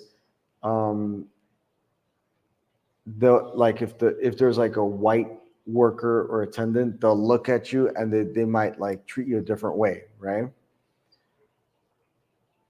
The one and only time that I've gotten attacked in Brazil, like physically attacked, was by a Black dude. And you, because you mentioned earlier like Black people that in the like they'll be scared, right? Mm-hmm. I asked you and you answered fairly. You said, yeah, you look Black. So maybe he was thinking the same thing you were, like, okay, I'm looking at another guy who's like mixed, right? Mm-hmm. But the only time that I got attacked physically and like this was like this guy was like pounding my face in, right? He was like he was like six something, like 6'3", right? And was like a really, really, really big guy. He was like literally like in terms of body mass, like twice my size. I don't know if he was trying to kill me or what he was trying to do, right? But when you say that Black people here are not bold enough and like they fear doing this, that's not been my experience. This guy was definitely fearless and bold enough to be like, I'm gonna take him on. And but maybe to be fair, to because you answered my question fairly, you said you perceived me as being at least partially Black. So maybe that's why he did that. Well, outside of Brazil, there's certain cities like I didn't really notice this when I was in Cali. Areas where it's seems like it's predominantly black. I wouldn't have this kind of like experience with other black people. You know, like in Cali, Salvador, I don't know if Rio is predominantly black, but there's no shortage of black folks there. Places like that, I didn't it didn't like if I want to talk to a black woman, it was just like talking to any other woman. Coming to places like I've met black women in Montevideo. I think they have like a 13% populate black population in Montevideo. Yeah, they have some. It's 30. One is either the country is 30% or that city is 30%, but one is 13, one is 30. And the black chick couldn't hear me talking to her. She couldn't hear me. This black women in Sao Paulo, they can't hear me talking to them. The white folks can hear just fine. There's been black women in Lima, and this is on a live stream, where I walked up to some black chicks because I prefer black women. I'm like, oh, let's go talk to them. People are like, oh, it's because you got the camera out. Check this out. There's three of them. I speak like, hey, how y'all doing? Look, I'm here. Can you say hey to my camera? And they kind of looked at me like, and okay, that happens. I literally did a fucking 180. I turned this way. There's a girl working at the acai shop, a mestiza. I say the same shit to her, and I get the time of day from her. Now, that could have just been a preference thing, but that's not the first time that shit happened, and it's not the 10th time that shit has happened. That shit happens repeatedly. You can't help but, if you recognize patterns, you can recognize that. Right. Um, Yeah, I mean, so let's just say that that's a possibility, right? Then we're talking about something very specific because when I mentioned earlier the whole thing about there being a real pro-black movement that's like legit tough out here in Sao Paulo, then that means that like there's probably not actually like a protocol that's out there that would be against black men when it comes to black women, right? Mm-hmm. That protocol must be made in that has to be something if it does exist, like what you're talking about, like a discrimination protocol. It has to be very internal. It has to be something that's going on where, yeah, it has to be something that's going on where, like, I don't know, they're talking amongst themselves and deciding that they're going to behave this way. The reason why I say that is because, like I said, I literally seen like probably one of the most beautiful black women I ever seen in Brazil, period. And she was with a black dude. And I mean, you know, like there could be an exception. You know, there could be. I'm just not. I'm just not. I mean, I'm willing to grant you it. I'm willing to grant you that there is a protocol, right? Yeah. That protocol is like if some random black dude comes and talks to me, right? I'll ignore him. I don't think that's a very good indication of self-hatred. And that's not a very good indication of racism either. I mean, if you say so. It's just annoying. I mean, it's hella annoying that they would do that specifically because of your skin color. Uh, Jesus Christ, we have some fucking idiots in the chat. Okay, so Yeah, like what are people saying? What are some things? JB says you have a divester in the States. That's a group of black women who date out. I mean, there's whole channels dedicated to it. And okay, I don't know what you guys. Jesus Christ, I'm telling you, I can't bring up women again. Anyway, the divester movement. We're not gonna make it seem like 50% or more of the black people in the States are fucking divestors. Yeah, it would be a minority. There's literally marriage statistics that show you that black people want to be with other black people in the States. Well, Like that's not the norm. a, a, a, the statistical norm anyway in any group, whether it be Asian, Black, Latino, white, is that people marry within their own group the most. Mm-hmm, mm-hmm. Right. So, I mean, I don't really think that it's difficult for me to imagine any movements, any protocols that would ever get any group to successfully date and breed or whatever outside of their own race as the majority.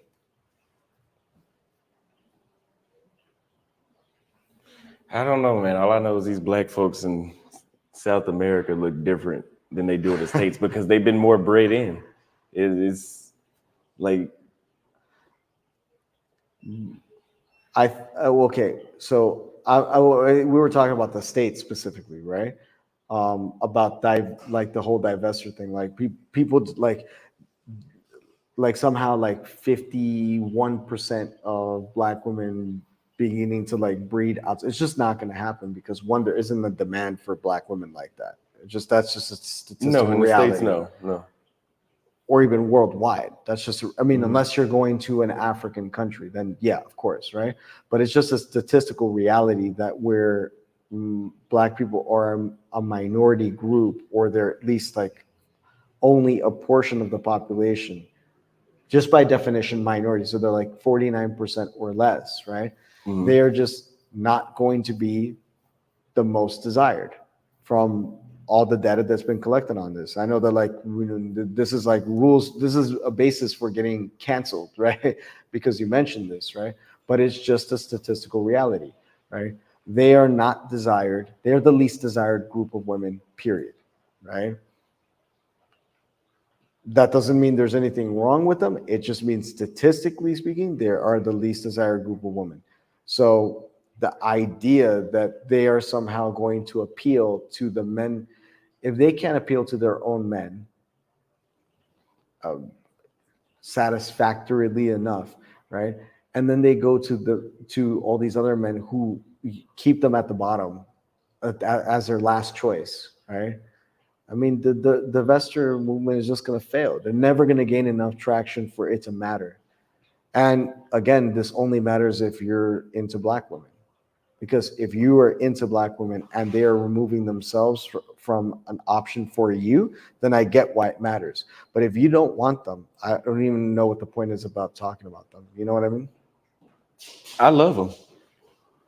I love the black women. That's the reason why. But me too. I And do. I that's why bring this up so that way people can know, because a lot of these guys that travel think that just Latinas, no matter what race they are just gonna be all over them. And I'm showing them in certain places, yes. In certain places, like around this motherfucker, as you, the reason we're talking about it, because that's not the case. But in Salvador, yeah, Salvador Rio changed my life, but Salvador changed my life again, because it was all, not all, but majority black chicks that were just like, they were digging me. Come here, can't talk to them. Okay, so you mentioned something that's really important. I think this does matter, right? Salvador, the majority of the women there are black, right? I would say that, like, you could probably look it up right now, but I would bet that it's a minority here. That the minority of women here are black. A minority. It seems like it. And I've said this in and my video. I haven't seen that many. Like, I mean, I know that there are areas you could go out to the poor areas, and you can find 100%. You can find tons of black people in Sao Paulo. I'm not saying that you can't, but not like in other places. So the point that I had made on my video, I had a video a bunch of idiots commented on, and they were like, "I'm getting tired of trolls, man." I told them, if you're black like me, you look like me, because they would perceive you as mixed. But if you look like I'm obviously black, all right? If you want to date black women, go to somewhere where they dominate the female population. Cartagena, Cali, Salvador, places like that where the majority of the women are going to be black. You don't get the same I don't know what fucking mental illness they have, or it's some sort of mental illness or some brainwashing or some shit where you can't even speak to them. But when you come to places like Montevideo or a place like here where they don't make up the minority, that's when you start to notice that brainwashing shit. All right, so now we're let's get down to specifics, because now we're talking about pattern recognition. Yeah. Right. Okay. Not pattern recognition as like these 5 chicks, like rejected me, right? But like holistic. From these groups and these types of areas, I got these types of results. That's what I'm saying. So now we're looking at it holistically. When we look at it holistically, it starts to make more sense. That's what I'm saying. But again, this doesn't come down to self-hate necessarily. I'm not saying it's not a factor, but if you're talking about a place like Montevideo or Sao Paulo, you're talking about cities that are wealthy, right, or have a more development, right, versus a place like Salvador. And you're also another factor to consider is like, you're not in the hood here, right? Like, this is a nice area, right? And I don't think, have you been going out to the hood at all, or not? I have. I did a vlog, but it wasn't like a dangerous neighborhood, but it was, somebody had recommended it. They were like, it's like, oh, it's a well-to-do black area. I could have counted how many black people I saw when I got there. Well, which it wasn't enough black people. Osakos, you know what I'm talking about? Osasco. Okay. Osasco's that, yeah. Okay. Yeah, that's not. Yeah, that's not it wasn't black. Yeah. But that's not the hood. But there's like, Tapa or something that's out east. Was it Tapua or something like Tatuape? Tatuape. That I didn't go there. I should have went there during this time. So this is where it starts to make a big difference, because if you are mainly in this area and you're mainly in these areas where it's affluent, some of these black girls who are there, unless like they're literally like sweeping the floors and whatever. Unless they just work, yeah. Unless they're like just working there, and it's rare that you get a really highly attractive black woman, like over 7, doing this type of work. All right. I'm not saying it's not, you know, where it's very common, where I used to see like like smoking, like almost like 9 or 10 out of 10 black women in Salvador working in a bakery, like as a cashier. Yeah. I would see that there, Yeah. right? Because Yeah. they're just the common, it's just the ordinary person, right? But when you're in a place like Sao Paulo, where you have this division in the city, and so you have a racial division, but you also have like a socioeconomic division. So you have really wealthy people in a certain area. You're not just gonna, and I mentioned this specific point because you have men here who have a lot of money, right? You have very competitive men here, right? That's something that your viewers need to understand. Sao Paulo is one of the cities with the most billionaires in the world. Like it's not just there. This is the richest place in Brazil. This is the richest place in Latin America, and this is one of the richest places in the entire world.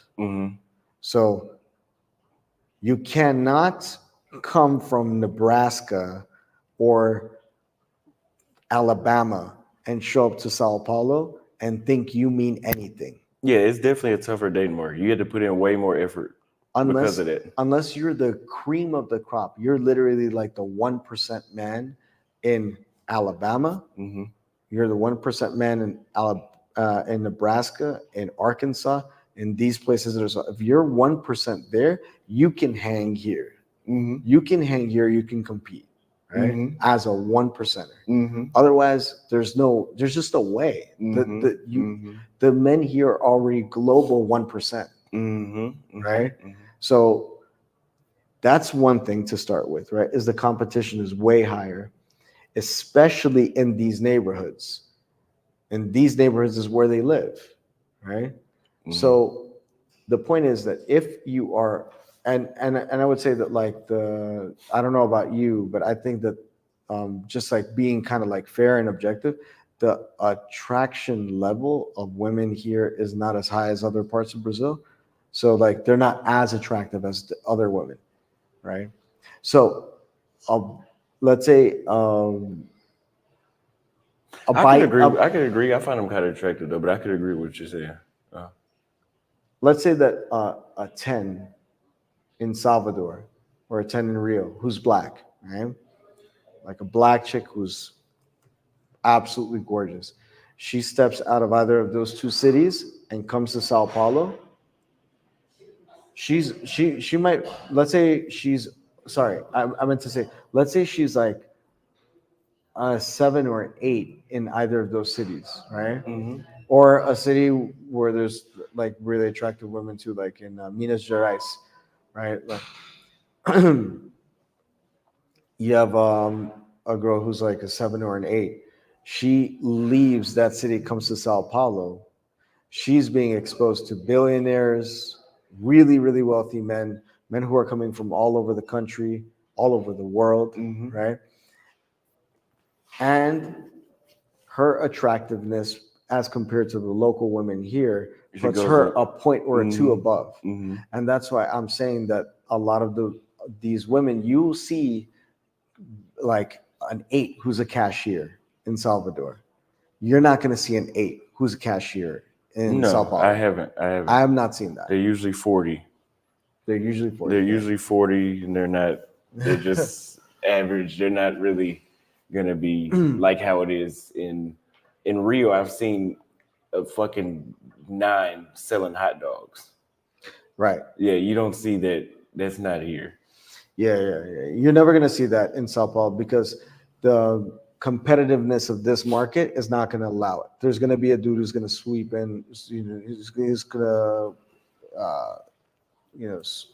what is it? Swipe her off her feet. Swoop her up, yeah. Swoop her off her feet, man. PR Strength says he's right in a sense. Thank you for the super chat. Brandon Hayes says, Austin, your guest is speaking truth. His deep analysis and awareness of the truth is 100% yes. Him telling the truth will get him canceled. The truth hurts sometimes. No, I don't think it's cancel material. Anything cancel material has been said today. Thank you for the super chat. Uh, okay, so we're at about 2 hours and 12 minutes. I guess about 15 more minutes. So I guess we can start wrapping it up. Uh, So let me get back to this point though about what your experience is, because we're trying to rationalize what your experience is, right? Let's do And the point is that when you get to say, okay, she hates herself, and that's the reason why she's not listening to me when I'm talking to her, um, because she doesn't want somebody who's like her, right? That was your premise, right? And I'm saying we don't know that. I don't know if it's that she hates somebody who looks like her. That could be possible, right?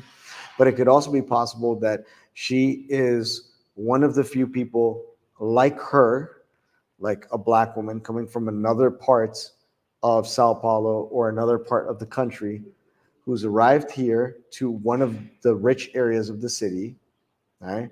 And she is already used to getting offers from much more competitive men who know how to engage her with regards to his fellow competition. So he knows how other guys are competing to be with her, right? And how they engage her.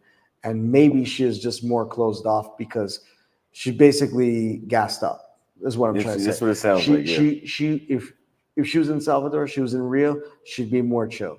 But because there's other black girls there, she'd be She not has as more special. competition. She's not going to be as special. She's not going to have as many options. But she shows up here, all of a sudden she has all these options. A lot of these options are white men too, so maybe that self-hate does play a factor, right? But but this is the important information that your audience needs to know, because they could end up showing up here like maybe there's some white guy who's listening to this and he's like, okay, so then I'm good to go. And he might show up trying to talk to one of these black girls, not knowing that there's local white guys who look whiter than him probably. 'Cause I've seen some dudes here, like you mentioned these two guys. These two guys they're not the whitest guys in Sao Paulo. They're way. I've seen guys who are like absolute German, Russian, I've seen it. Yeah. Russian looking guys, and they're Brazilian. They're Brazilian. So like even these guys that you're talking about, Ian's friends, they have competition within the other white guys who speak the language better than them, probably have even more money than them. Yeah, I think it's definitely a tough dating market here when you compare it to shit, really the whole world. That's why Yeah. I call the stuff that happens here is that's why I said it was like America 2.0 on that, not just that. But we could talk about the alphabet community, that how similar it is to the States. You talk about the gender shit. Well, I ain't gonna say that, God forgive me, but the gender thing, because you know how sensitive people are today. Um, and even yesterday, where we were at the bar we were at, the club, were you there when when we were on live and the chick jumped in the camera just to say not to record her and she made a big scene? No one, yeah, the chicks behind you, yeah. Yeah. But That's American shit. That's American. And then she even taunted me from across the room. Like she might as well have been a dog on a leash that the owner was doing like this. She was taunting me enough to be like this. That's some shit that you would experience in America. Yeah, the how this all ties in together is that you get some of these. You often get a situation here, specifically in Sao Paulo, where what would you say these girls look like? The ones that were talking to the two white dudes who you were with. Honestly, they weren't the most beautiful chicks I've seen in Sao Paulo. They probably would be like a 7 at best. So you're talking about, see, now we're starting to make sense. It's starting to become rational. And I know that when it has to deal with women, there's a lot of irrationality and stuff that we're not going to be able to explain, right? But I'm just saying that generally speaking, there is some like working logic here, right? Let's say that these guys being high earners, tall, good looking guys, right? Potentially coming from well-to-do places in the West, right? They are in the West. So back in America, they are. What would you say they would probably rank at top No, 10? they would be attractive in the United States too. Right. So Yeah. they were like top 15, 10. What On percentile did they? financial? No, just overall attractiveness. Like No, they'd be in the top 10%. in the top, if they're in the top 10% of the US, that means that generally speaking, they're at the very least top 10% attractiveness here, Mm-hmm. if not top 5%. Right. So Mm-hmm. you got guys who you got guys who are top 5% attractiveness, and these girls are in the 50th percent, or sorry, like maybe in the top 40, 30% attractiveness. You're just describing hypergamy. That's all you do. You're just saying they're shooting up at the start. They shot up for the highest option that they could get. So these girls they're just ambitious. That's all. I mean, that's what I'm listening to. I'm not seeing these girls being like racist per se. Maybe they're racist, but they're also hypergamous, and they're also they're maybe identifying guys who don't know what their options are. Because imagine if these guys, if they're imagine the difference between a guy who is top 5% market value and speaks the language and knows it. What does he have access to? Well, 95% of the market, right? Mm-hmm. Take a same 5% guy that you could figure out or you assume that he's 5% market value, and he doesn't speak the language. What do you think? How do you think she thinks about that? How do you think?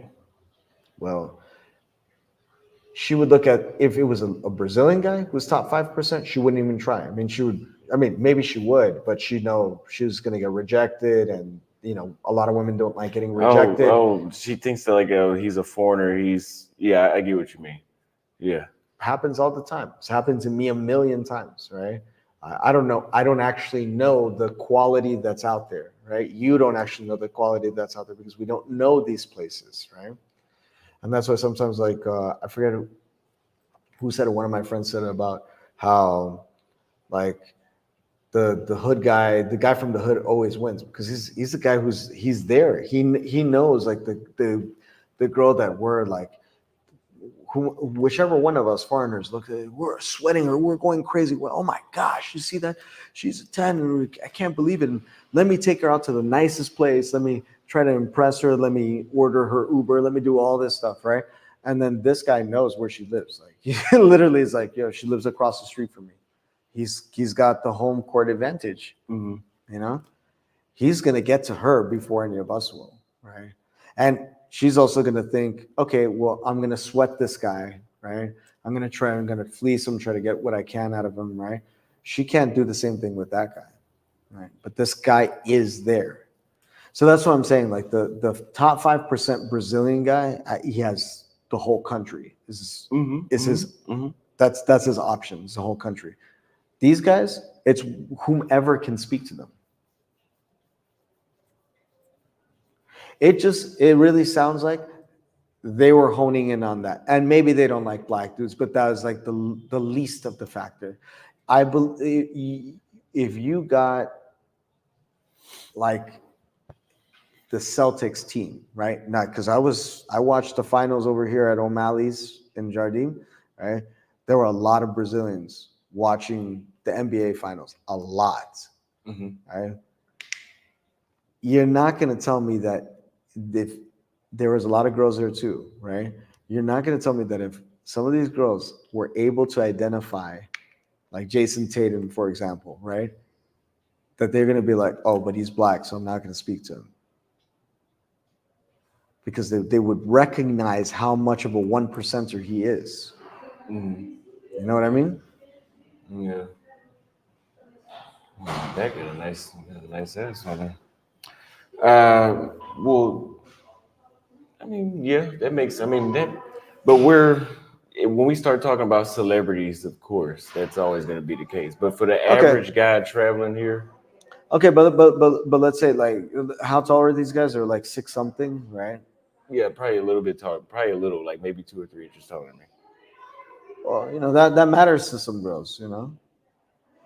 That's the thing. Like again, these girls were at an advantage. Why? Because there was a group of men coming to them. It was what, two of them, two girls, right? So do the math. They said, what about Jalen Brown? Because they said the guy you named was light skinned.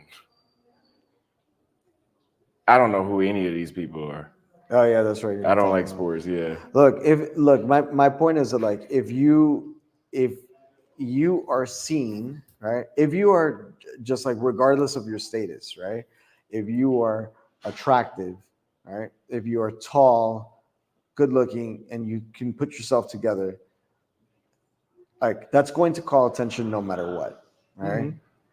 Maybe between two options of, like a white guy and a black guy, they might choose the white guy, right? That's just a preference, right? But that's a slight preference. That's like going to the ice cream shop, and you're hungry, you want ice cream, right? And are you only going to, if you want ice cream, period, are you only going to have vanilla? Is it vanilla or nothing else? You can't have chocolate, you can't have hazelnut, you can't have strawberry, you can't have any other flavor. You have your choices. You rank. You have a hierarchy of choices. You're gonna rank it. You're gonna say, yeah, maybe vanilla is my favorite flavor, right? But most people will be open to different flavors. That's my point. Let me ask you this. So maybe my channel is about research because these are just notes that I'm jotting down. I'm not losing no sleep about not getting any black chicks. Now, if I was getting no pussy, then maybe that'd be a problem. But that's not the case. So whenever I go to, because I'm really boiling with, it's either the thing I started with the whole black thing, right? Or it's the competition thing, which is very likely. Or it's just that beauty standards are different in different cultures. Like Sao Paulo's beauty standard might not be Salvador's beauty standard. And maybe for me, not the ideal beauty standard in Sao Paulo. But I can't say that because apparently to some people it is. Some people it is in Sao Paulo, but maybe not the ideal. But to some, I mean, I can't say that because I'm not incel mode out here. Like I'm not getting nothing. It's just But I just I literally noticed from a seeing, certain group. unfortunately, it wasn't from the person you were looking to get Yeah. a compliment from, but I had seen with my own eyes that somebody made a comment towards your attractiveness. So I can't refute that as evidence, because if the person did it right in front of me, I don't know who this person was, and I don't think you even knew who this person was, and I don't know how much you even understood that person, but I did. This was yesterday. No, it was the First time. oh, I remember that. You're talking about those girls. Yeah. So that's the thing. Like, you can't just, you're not on incel mode, right? And you're not at that level. You're not, like, you're just, you pass a threshold for some group of people, right? And if you don't pass the threshold for everybody, I mean, that's okay, right? Yeah. I don't expect everybody's not to, gonna like you. No. yeah, I don't, and I mean, I'm talking about even personality wise. Like, I'm not expecting everybody to like my personality, want to chill with me, be friends with me. Look, this is a perfect example, which is one of the reasons why I came out yesterday. It's one of a few reasons, but let's just say that the one specific thing that I wanted to observe was we were with a white guy, and I really wanted to see if there was any difference in treatment. And if anything, I would say that the treatment towards me was better than the treatment towards. So I will say this: the only time that has not happened in Sao Paulo was when I was with Casey. He's the only white guy I've been around that I haven't seen this ass kissing going. But one of my other good friends, Jason, when we were in Paraguay, I brought this story up before. Different country, no real black people in Asuncion like that. I think I've probably seen 3 black people in 6 months I was there in Asuncion. But we would go hang out at this one area. 2 chicks, I walk up, I speak first. They're looking at him while I'm speaking to them. Now, that one time I was just like, oh, like maybe they just like her more. But then again, a pattern. It happens again. Then it happens again. Then I start thinking maybe those motherfuckers were right when they were talking about this white worshiping shit. Yeah. Nah, I don't give a damn. I mean, I think people really don't understand. I do this stuff But for it to sorry, be educational. but no, and You know, this is good, and I'm glad you're doing, and I'm glad you're taking the time to like actually go into this topic in depth because some people don't want to do this, right? But let's get down to some specifics, right? Were these the cream of the crop 10 out of 10 that were bowing down to the white boy? one of them damn near was. Okay. One, right? How many more times have you seen like a cream of the crop, like your dream woman just groveling over like just some whatever, like a JBW guy, average white guy? It's probably when you're talking about like the baddest chick in Sao Paulo, that's probably not gonna happen because she doesn't have to do that. Exactly. Yeah. So that's why when you came back to your original question, like not like at the very beginning, but like just a couple of minutes ago, you were like, I want to know if this is the black experience, right? I want to know if there's just a lot of competition, or I want to know if um, there's something else that you mentioned. You mentioned the black experience, Competition, beauty standard. beauty standards, right? I say, why can't we consider the fact that it's all three? There's a percentage of each of those, and maybe a few other things that make this a nuanced conversation. It's fine if you want to hammer in on that 1% and we want to go there, but as long as we're recognizing that there is also a lot of competition here, like a lot, right? And we're also recognizing other facts, like white is not special in Sao Paulo. Literally, there's times where like the only people that I'm seeing are white. Correct. There's nothing at all special about being a Caucasian in Sao Paulo. Blonde hair, blue eyes is not special here. I've seen it like I've seen it Yeah, everywhere. you see it all the time. I think beauty standard plays a lot into it because when I would be in Salvador, literally they just see me and they're like, "Oh shit." Rio, his CFA was like that too. Not as much, but it was like that. Here, yeah, no. But again, right? The beauty standard. So let's talk about all three topics specific. Like do an evaluation of Sao Paulo on all three of those topics, right? So being black in Sao Paulo, right? Do you think that do you find evidence of some like a level of racism that is notable to the point of, okay, it is problematic to walk around with black skin in Sao Paulo? Not overt where you feel like you're in danger, somebody calling you a racial slur. No. Okay, Not in, okay, not okay. in Brazil. I haven't ever Let's not seen take that. it that high. Let's take it to the point of last night, for example. Right? I didn't see one person refuse to have a conversation with you. Correct. Right. So social ostracization, right? That's the word. Except the black chicks that were there. I didn't see them refuse. I saw that none of us engaged them. Whenever I first noticed them, they were by the bathroom, by that chair, taking a picture, and I think that was Ian that walked to the bathroom the same time I did. I walked in front of him, and they stopped and paused. Now it could before Austin came to Sao Paulo, I thought, oh, like they must be checking me out. Mm-hmm. Maybe honestly, I don't feel like I missed out on shit. You know, because Yeah, I mean, the and I results I've wasn't been even. getting with them, it was kind of like, is it even? But the looks that they give me is just like what the fuck? I mean, obviously, I was not at all in a position to be evaluating that as me experiencing these types of treatments, right? Mm-hmm. But I could observe, and from what I observed, I would say that the person who probably got the most heat from the females was Casey, the white guy with blue eyes. He has blue eyes, right?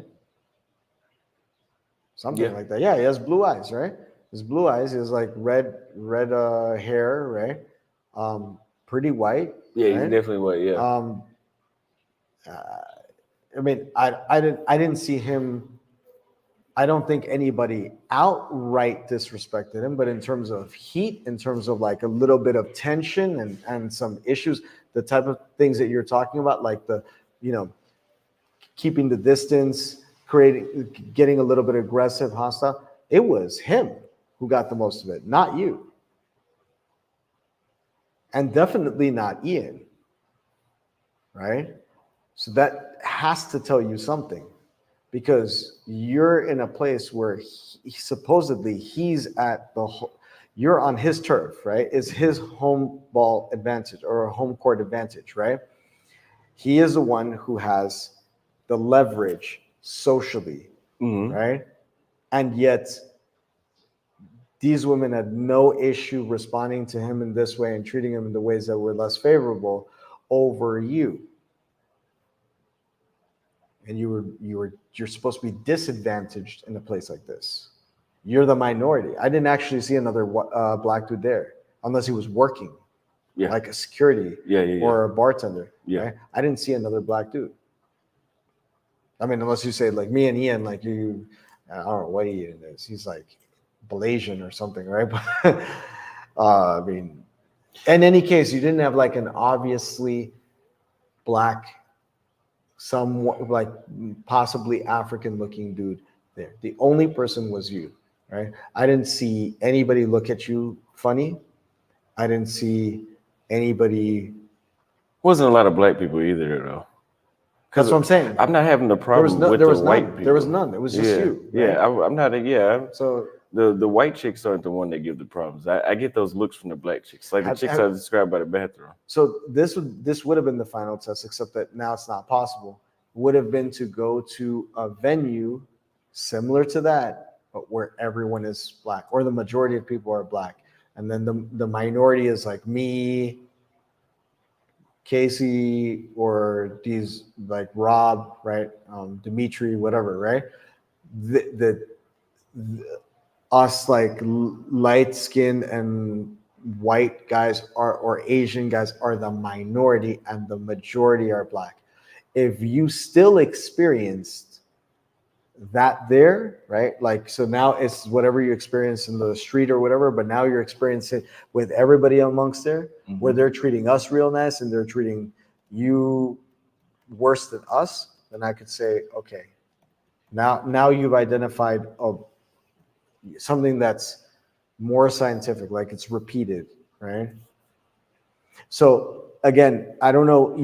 I can't tell you what your experience is like, but I'm just saying from what I observed, you carrying black skin, sporting black skin, had, if anything, helped you stand out in that environment.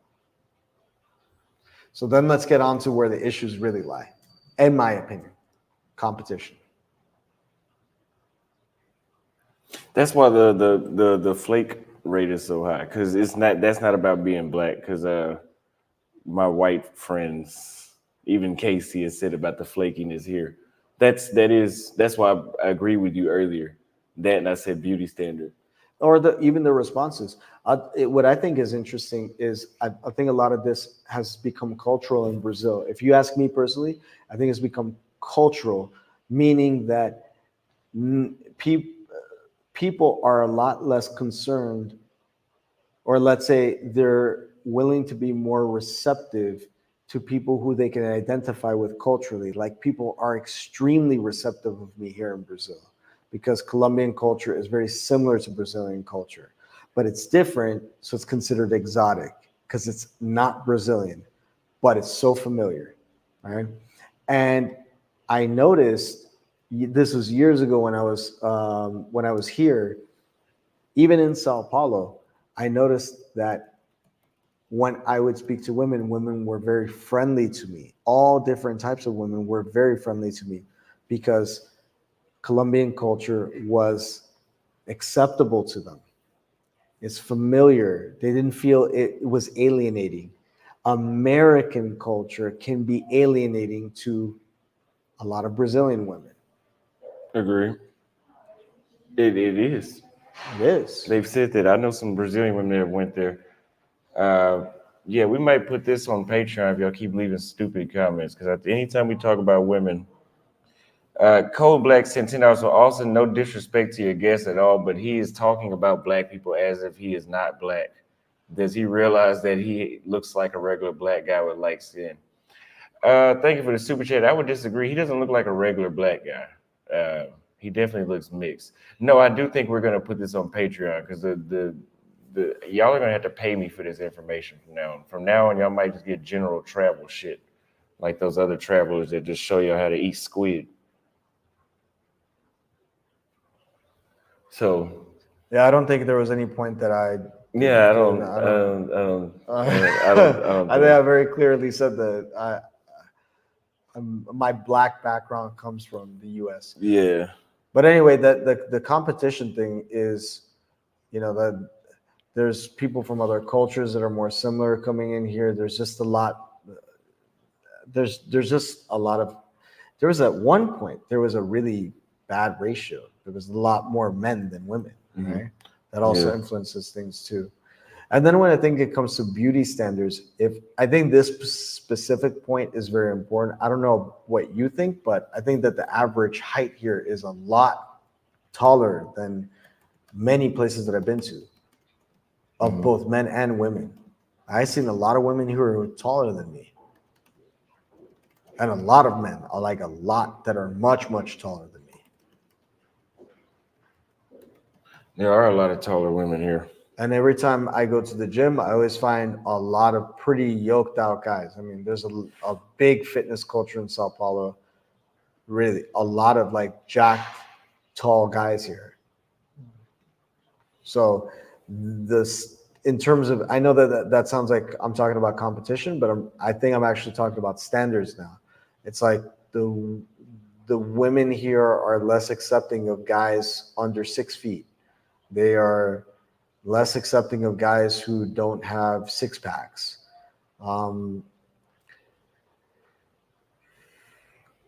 I would say that in order to like deliver a proper analysis, you have to do something kind of pretty specific, like analyze, maybe interview guys who are black, for example, but meet those criteria. They're over 6 feet tall. They're in very good shape. You know, ask them what their experiences are like dating and getting to know different women or how people treat them. But again, this isn't not going to be very useful to your audience. What percentage of them are going to fit that, so that information is useful? And even if it did, I mean, I don't think it's worth it here. It's definitely. I could come back to Sao Paulo. I have enough success here to, like, I could date here. Like, I could have a rotation here if I wanted to. But yeah, I'm kind of spoiled, man. I'd have been to so many places where it's like That's the point. it's like you didn't have to do all of that shit to get a date. You know, you didn't have to. The amount of women that you'll go through just to get one to not flake, to not do all the little stuff to sabotage it. It's too many other places I've been. That's the point. I think when it comes down to like the reason why I agreed to talk about a topic that I wasn't really too interested in dating per se, right? But the reason why I agreed to talk about this topic was because I wanted to like lift this whole conversation off of like something that doesn't matter. It's like with a nomad capitalist guy, Andrew Henderson says, go where you're treated best, right?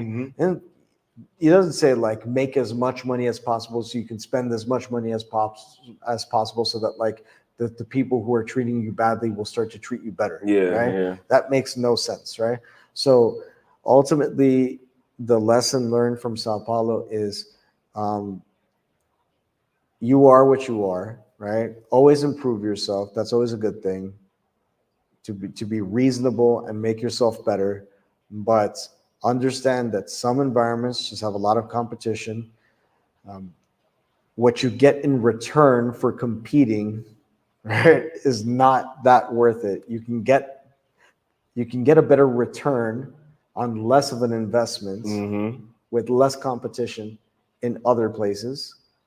And yeah, you probably will feel comfortable with your skin here, but ain't nobody gonna worship you for being black. I don't think that's gonna No, not at happen. all. That's one I can 100% confirm that you will not be worshipped being black. And no, and not only that, but if you're Caucasian, they're still not gonna worship you for being white. They don't care. They're white Mm-hmm. here. They don't care. They period here. You're not gonna be worshipped for your race. That is Mm-hmm. not happening in Sao Paulo. I would say I can confidently say that you will not be worshipped in Sao Paulo regardless of your race. You could be the most blonde hair, blue eyed, whitest person. You could be Asian. You could be Middle Eastern. You could be black. No one will worship your skin here. No one. There's every type of person here. You're not rare. Just this is one of the most diverse cities I've ever been to in my life, right? Which is cool, but you are literally not rare unless you start demonstrating these things that are according to the beauty standards that we were talking about. Those things are the things that make the difference. And um, if you manage to make that cut, if you manage to get that six pack and work yourself out and then get the nice fashion and everything, Oh, you definitely got to compete. yeah, but even if you're not competing, I'm just saying if you realize the what you were saying before, the beauty standard, right? If you get to that level and you're able to achieve it, why not take it someplace else? Yeah, I would agree. I would agree. Brandon Hayes says, respect to your guest, Austin. His analysis is on point. You should go team up again after your travels in Europe. I don't know if he can make it out there to Europe, but I'll be in Europe in 2 weeks. But yes, I would agree with you on taking it somewhere else because you can have your way a lot better in a lot more places. Well, look, check this out, right? I was talking to my cousin about this. He was talking about how if you have a sports vehicle, let's say you have a Porsche, right? Let's just as an example, right? You have a Porsche in Dubai or in Miami. You're just another guy who has a Porsche, right? Like you Mm-hmm, mm-hmm. invested the money in it, right? You're doing all this, right, to just be another guy who has it, right? And yeah, you could attract I don't know, a couple of chicks here and there. You'll get some return, right? But Mm-hmm. you take that same Porsche to like Salvador, right? Which it wouldn't be a good idea because of the roads. But I'm just Yeah. saying that if you took something that was that value, you'd literally be like the 0.001%. Mm-hmm. Mm-hmm. Like the cream of the crop, like the absolute best will come out, and they will Mm-hmm. come running as fast as the Porsche is moving to try to catch up with you. Mm-hmm. You know, Mm-hmm. so I don't want to simplify the return on investment thing like that, right? But that is kind of the idea, right? With some things anyway. So if you have like whether it's money or nice clothing or you worked on your body quite a bit, take it to a market where it's going to be better appreciated. You're going to get more return. It's going to be more sustainable,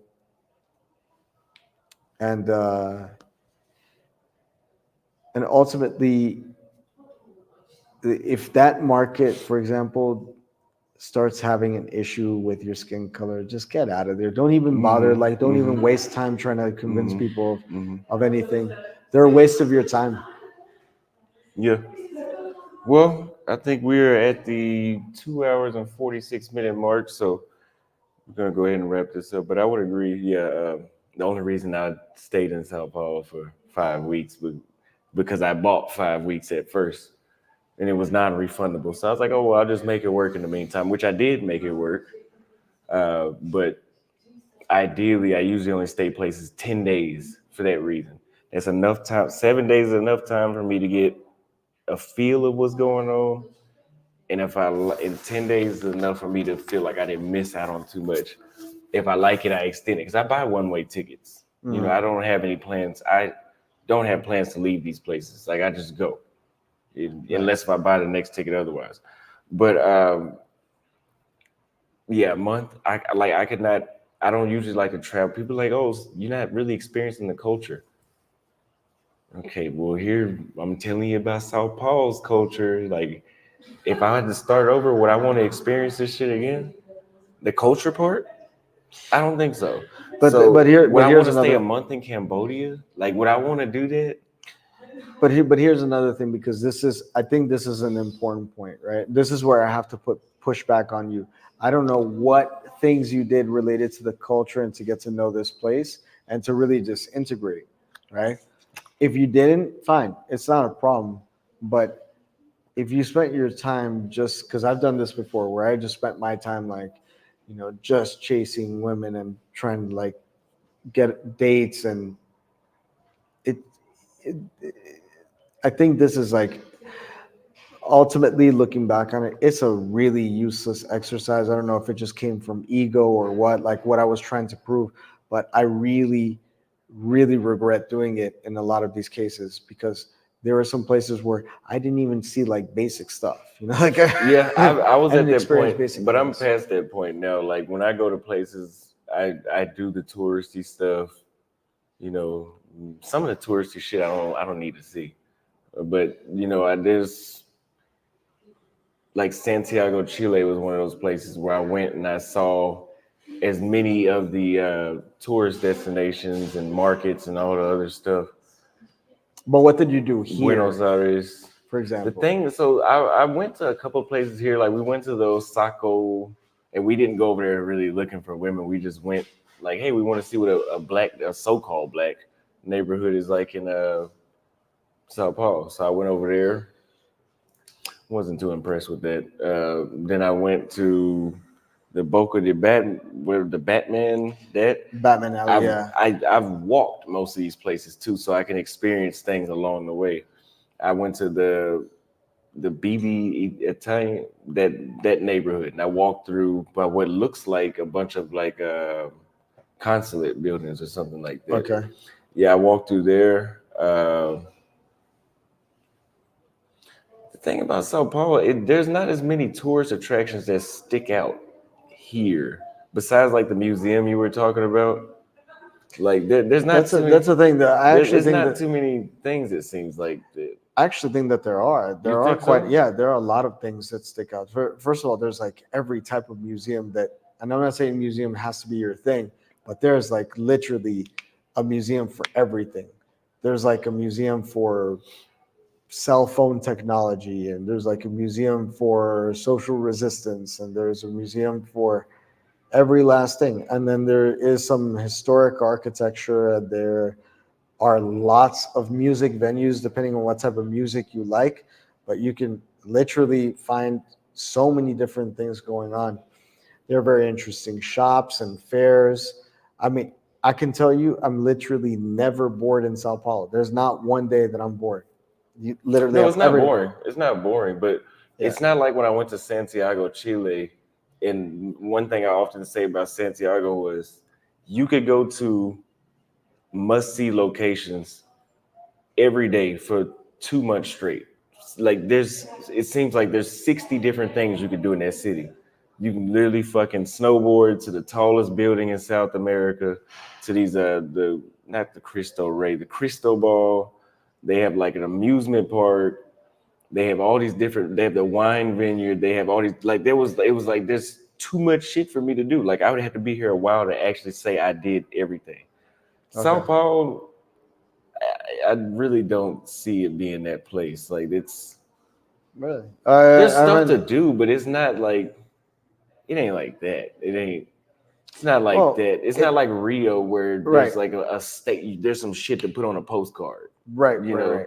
it's like, like look at this nice restaurant over here. Look at this Or even this Salvador, museum. Salvador, which has a few specific landmarks that are Hmm. really quite worth visiting. Like you Yeah, go to yeah, the yeah, Farol da Barra, and yeah, you go yeah, to Morro de São yeah, Paulo, or you yeah. go to, I mean, Salvador is not as well of a managed city, but I think it's very interesting.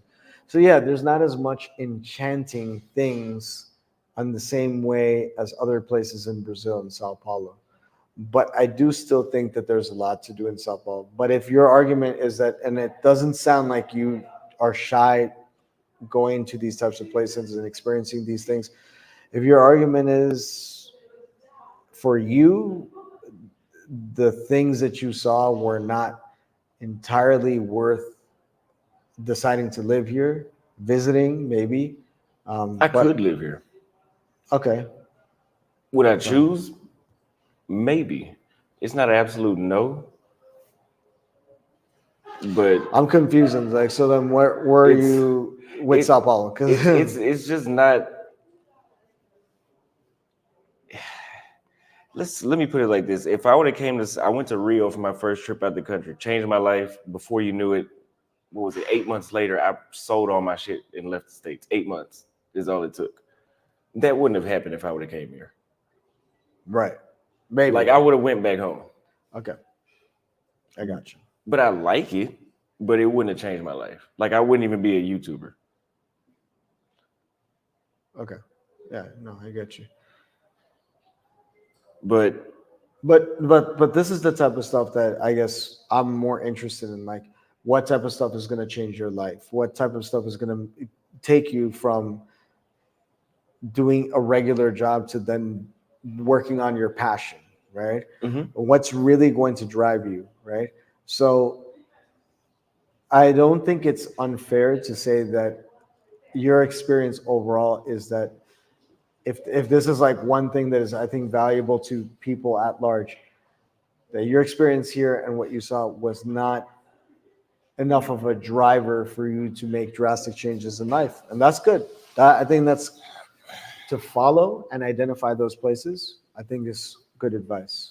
Yeah, it's And women does have that. Women is a component of that for women sure. are a component. That's another reason why, like I said, I probably would have went. Like I would, if I would have went from Dallas to Sao Paulo first, I probably would be like, yeah, it's better dating outside of the country. But I wouldn't have been on TikTok like, man, y'all gotta go to Rio, because Rio was like that for me. Where it was like, man, I gotta tell everybody about this shit.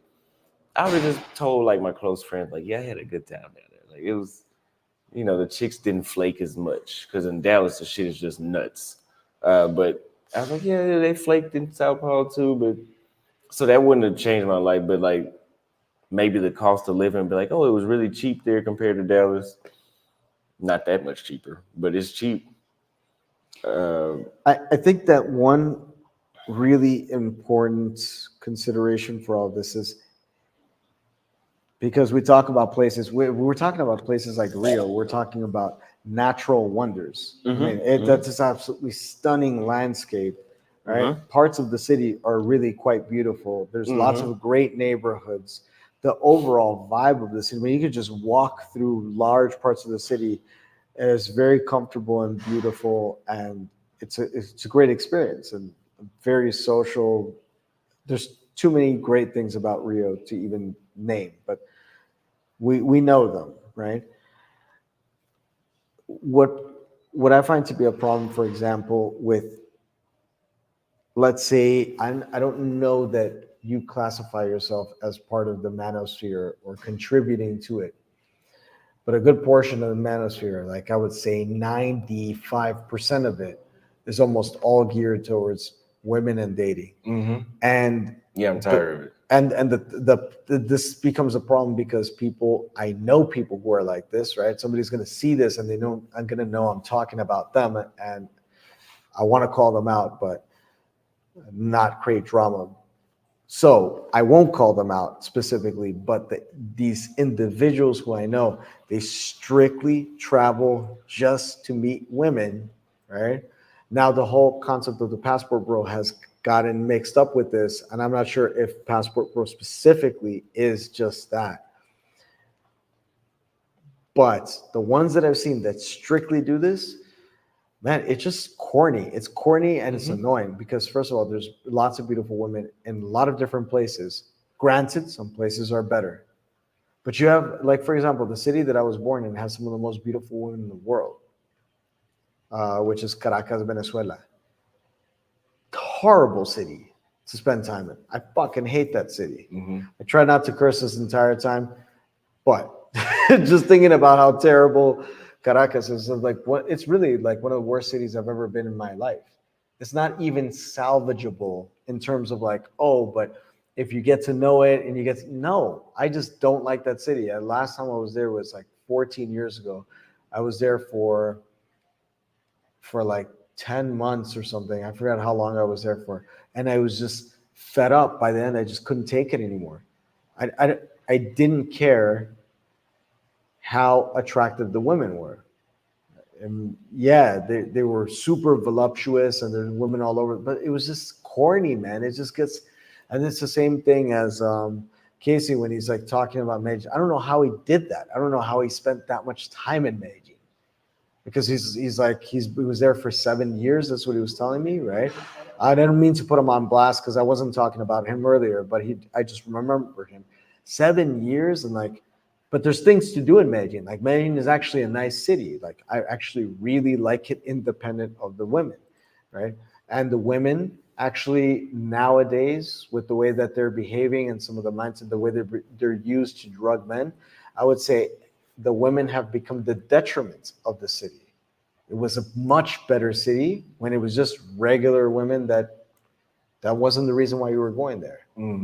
I would agree. But just this focus on like, okay, let me go to a city because of the women. Don't go to the city because of the women. Go there because the women could be one factor, right? You could like the women, but think about the weather, think about the people, think about the language, think about the culture, think about the affordability, think about the quality of things, think about whether you can be healthy in that place. These topics that you're talking about, like, can I be comfortable with my skin, my race? Am I embraced here? And that's like that city for me is another place like Santa Cruz, Bolivia. I just did a travel guide on that. You guys, it's on the website as well. You can't say I went there for the women. Like, Right. no, you can't say I went to fucking Bolivia for women. Because I mean, yes, there's a female population. That's not what people go there for. I just went there because it was the next country. You know, that's how I went to Paraguay. Like, oh, I was in Argentina, went to Uruguay, next one Paraguay. I'm just traveling at this point. I'm single man, so I'm gonna be fucking too.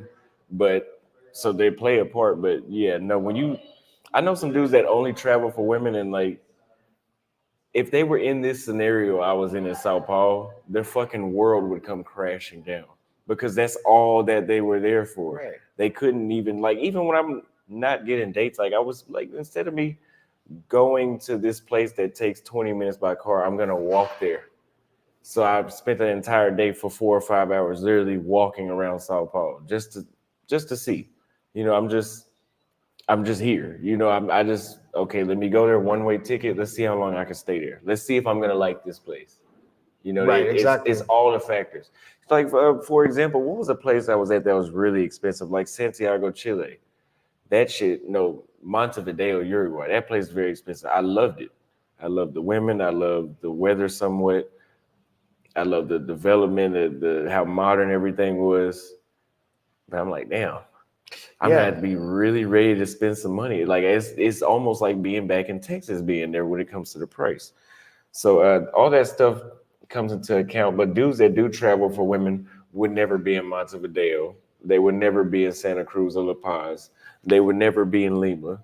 Because I mean, Lima has some beautiful chicks, but that's not what you're gonna go there for. No. You're not gonna go there. People can't say I travel for women, and they could before. They could for the first 4 months. But you can't say that when I have my photos at Machu Picchu, at Tres Cruces, which is not really, but I have it. I have places of me in Cartagena, Medellin, at Community Third. Like I do these things. I've Right. been to the last stop before the slaves left Africa to the Americas. I've seen this shit. So this whole Austin's traveling for, like, they used to say that about me, but they can't do that. I don't. Some people try to say that they're just talking out their ass now. But Brandon Hayes says, I think you both brought it up earlier. The social economic factor and the cultural factors made Austin's early experiences great. And when speaking on hot women, this is important to bring up. Yes, the cost of living would have never. My biggest factor was no JB. Jesus Christ, you keep leaving these crazy comments. My biggest factor was the culture, like going to Rio. And guys, we're gonna have to wrap this up in about 15 minutes seriously this time because I gotta get on the flight in the morning. Yeah. But my biggest factor, literally, was oh shit, like I feel like I belong here, Right. like I fit in here. Because we can look at all the nice monuments and shit, but that's like a 3-day tourist type of mindset just to go. But for me, it's culture because where I was at, when we talked about this when we ate pizza at the spot where I was at in Dallas, the shit was so bad with how the people did things. They didn't align with how I look at life. So I was starting to feel like shit. Am I like, is something wrong with me? Like, so when I went to Rio and I was like, oh shit, there's nothing wrong with me. It's just where I'm at. The motherfuckers are degenerate. And I'm not on that. I mean, I wasn't perfect, but I'm not the way how they do. I'm not on that. So What I think is interesting, just reflecting on why I even started traveling and why I left um, where I was raised, which was New York. Um, there are simple things. Like I often tell people the story about how there's a few shops that I've been going to since I was a kid. I'll go in, I'll see the shop owner. Like there's one place where they sell these like Italian cheeses and like like deli products, right? Like cheeses and sausages and olives and like mushrooms and whatever, right? That's an excellent place. But I swear to you, I know almost the entire staff. Everybody has seen me. They've attended me, I don't know how many times in my lifetime since I was young until now.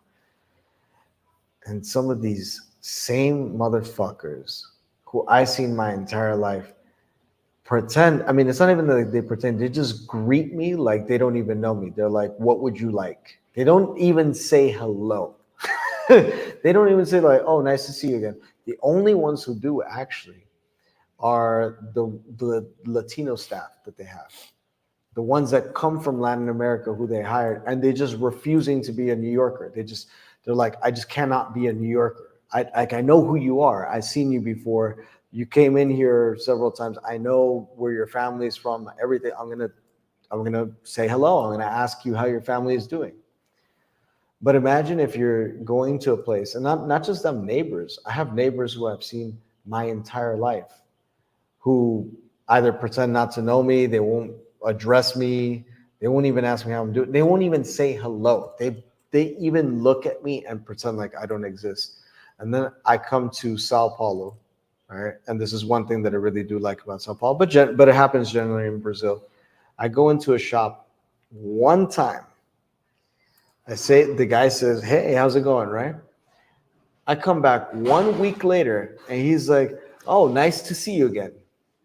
He's the people here are not psychopaths. Like to me, if you ask me what my biggest pet peeve and the thing that gets to me the most, I feel like New Yorkers are psychopaths. They are psychotic. These people are insane. Like again, I try not to curse, but man, fuck New York.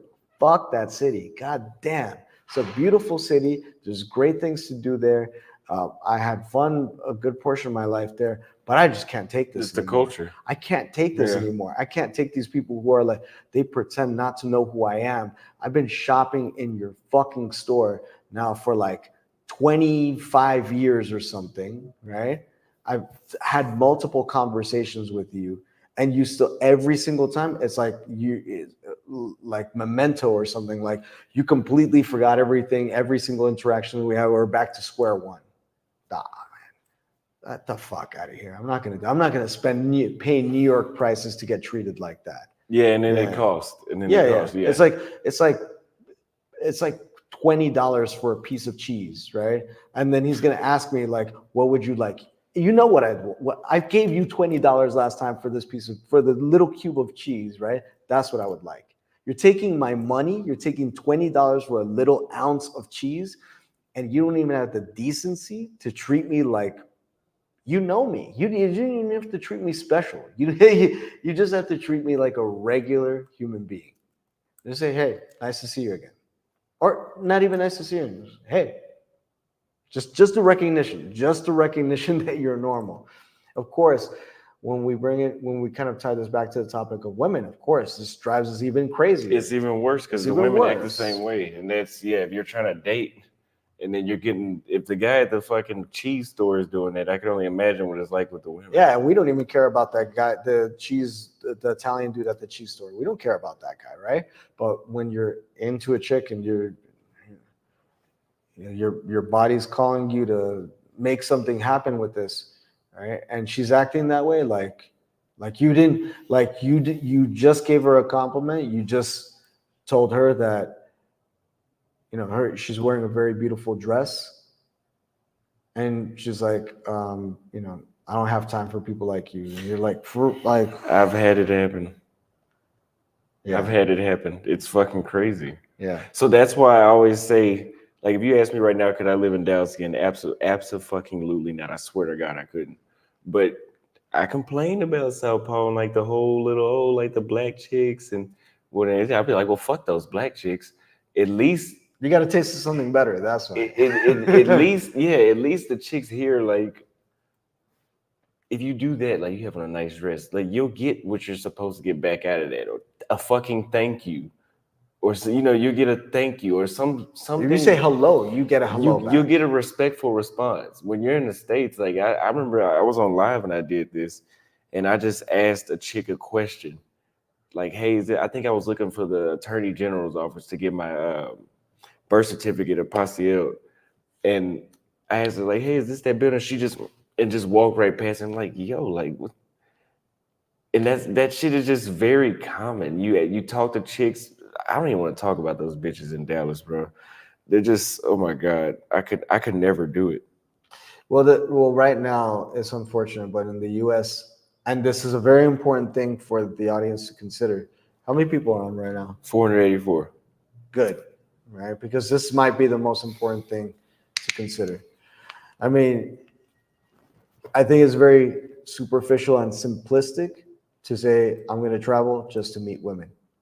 All right. Why? Because you're shortchanging yourself.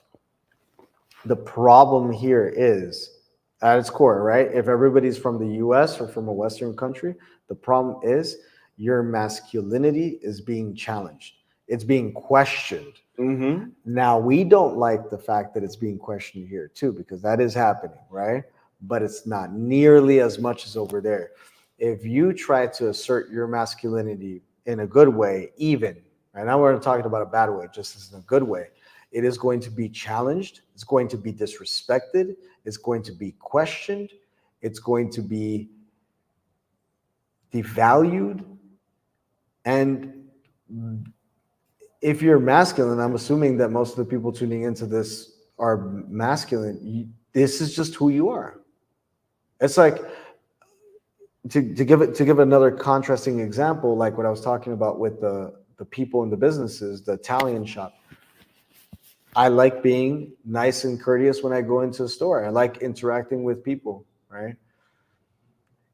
If you're being rude to me and you're not interacting with me, it's kind of killing my soul, because this is part of who I am, right? So if you are killing my masculinity, if you're attacking my masculinity, you're attacking who I am. I cannot survive in a place where I can't be I don't want to change what I am. Exactly. I am that thing, and you're rejecting it, you're attacking it. This is the thing that you have to salvage. Who you are inside has to survive. If that means traveling to do that, then you travel. And that's what I did because I felt like I either had to be somebody that I'm not, or I go to Rio. Or that you can't. You Yeah. can't be this person. Yeah. You can't fake it forever. But I go to Rio, I'm like, oh, I can literally be myself. Like I can literally just be fucking natural. You don't have to. Yeah, no, like, I know what you mean. That, Yeah. that definitely happened with me. When I first came to Brazil, I'm back in Brazil specifically because I feel more natural here. That's one of the reasons why Brazil is one of my favorite countries in the world. Is really in the top 3 of my favorite places in the world. Is literally because there is no other place where I make more sense. Mm-hmm. I make the most sense here. All right. Somebody else like, oh, who is this guy? Right. Well, what explains him? What is he really like?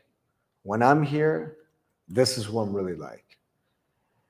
If I have to go, if I'm in back in New York or something, I'm surrounded by all these ridiculous tough guys, everybody trying to prove that they're bigger, badder than everybody else.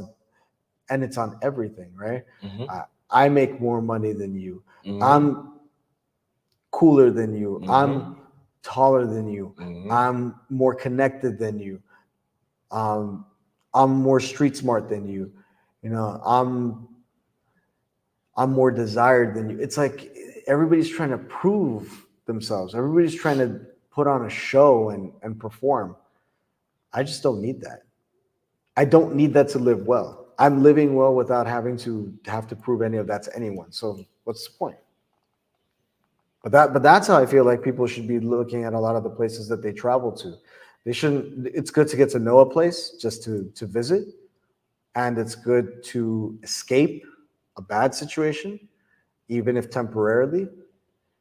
But I think people should be going to a place to find themselves, and sometimes that happens through a chick. That's cool, or through a few of them. Yeah, that's what happened with me. So you guys, this is a really good talk. You guys usually know when I do interviews, I tune out.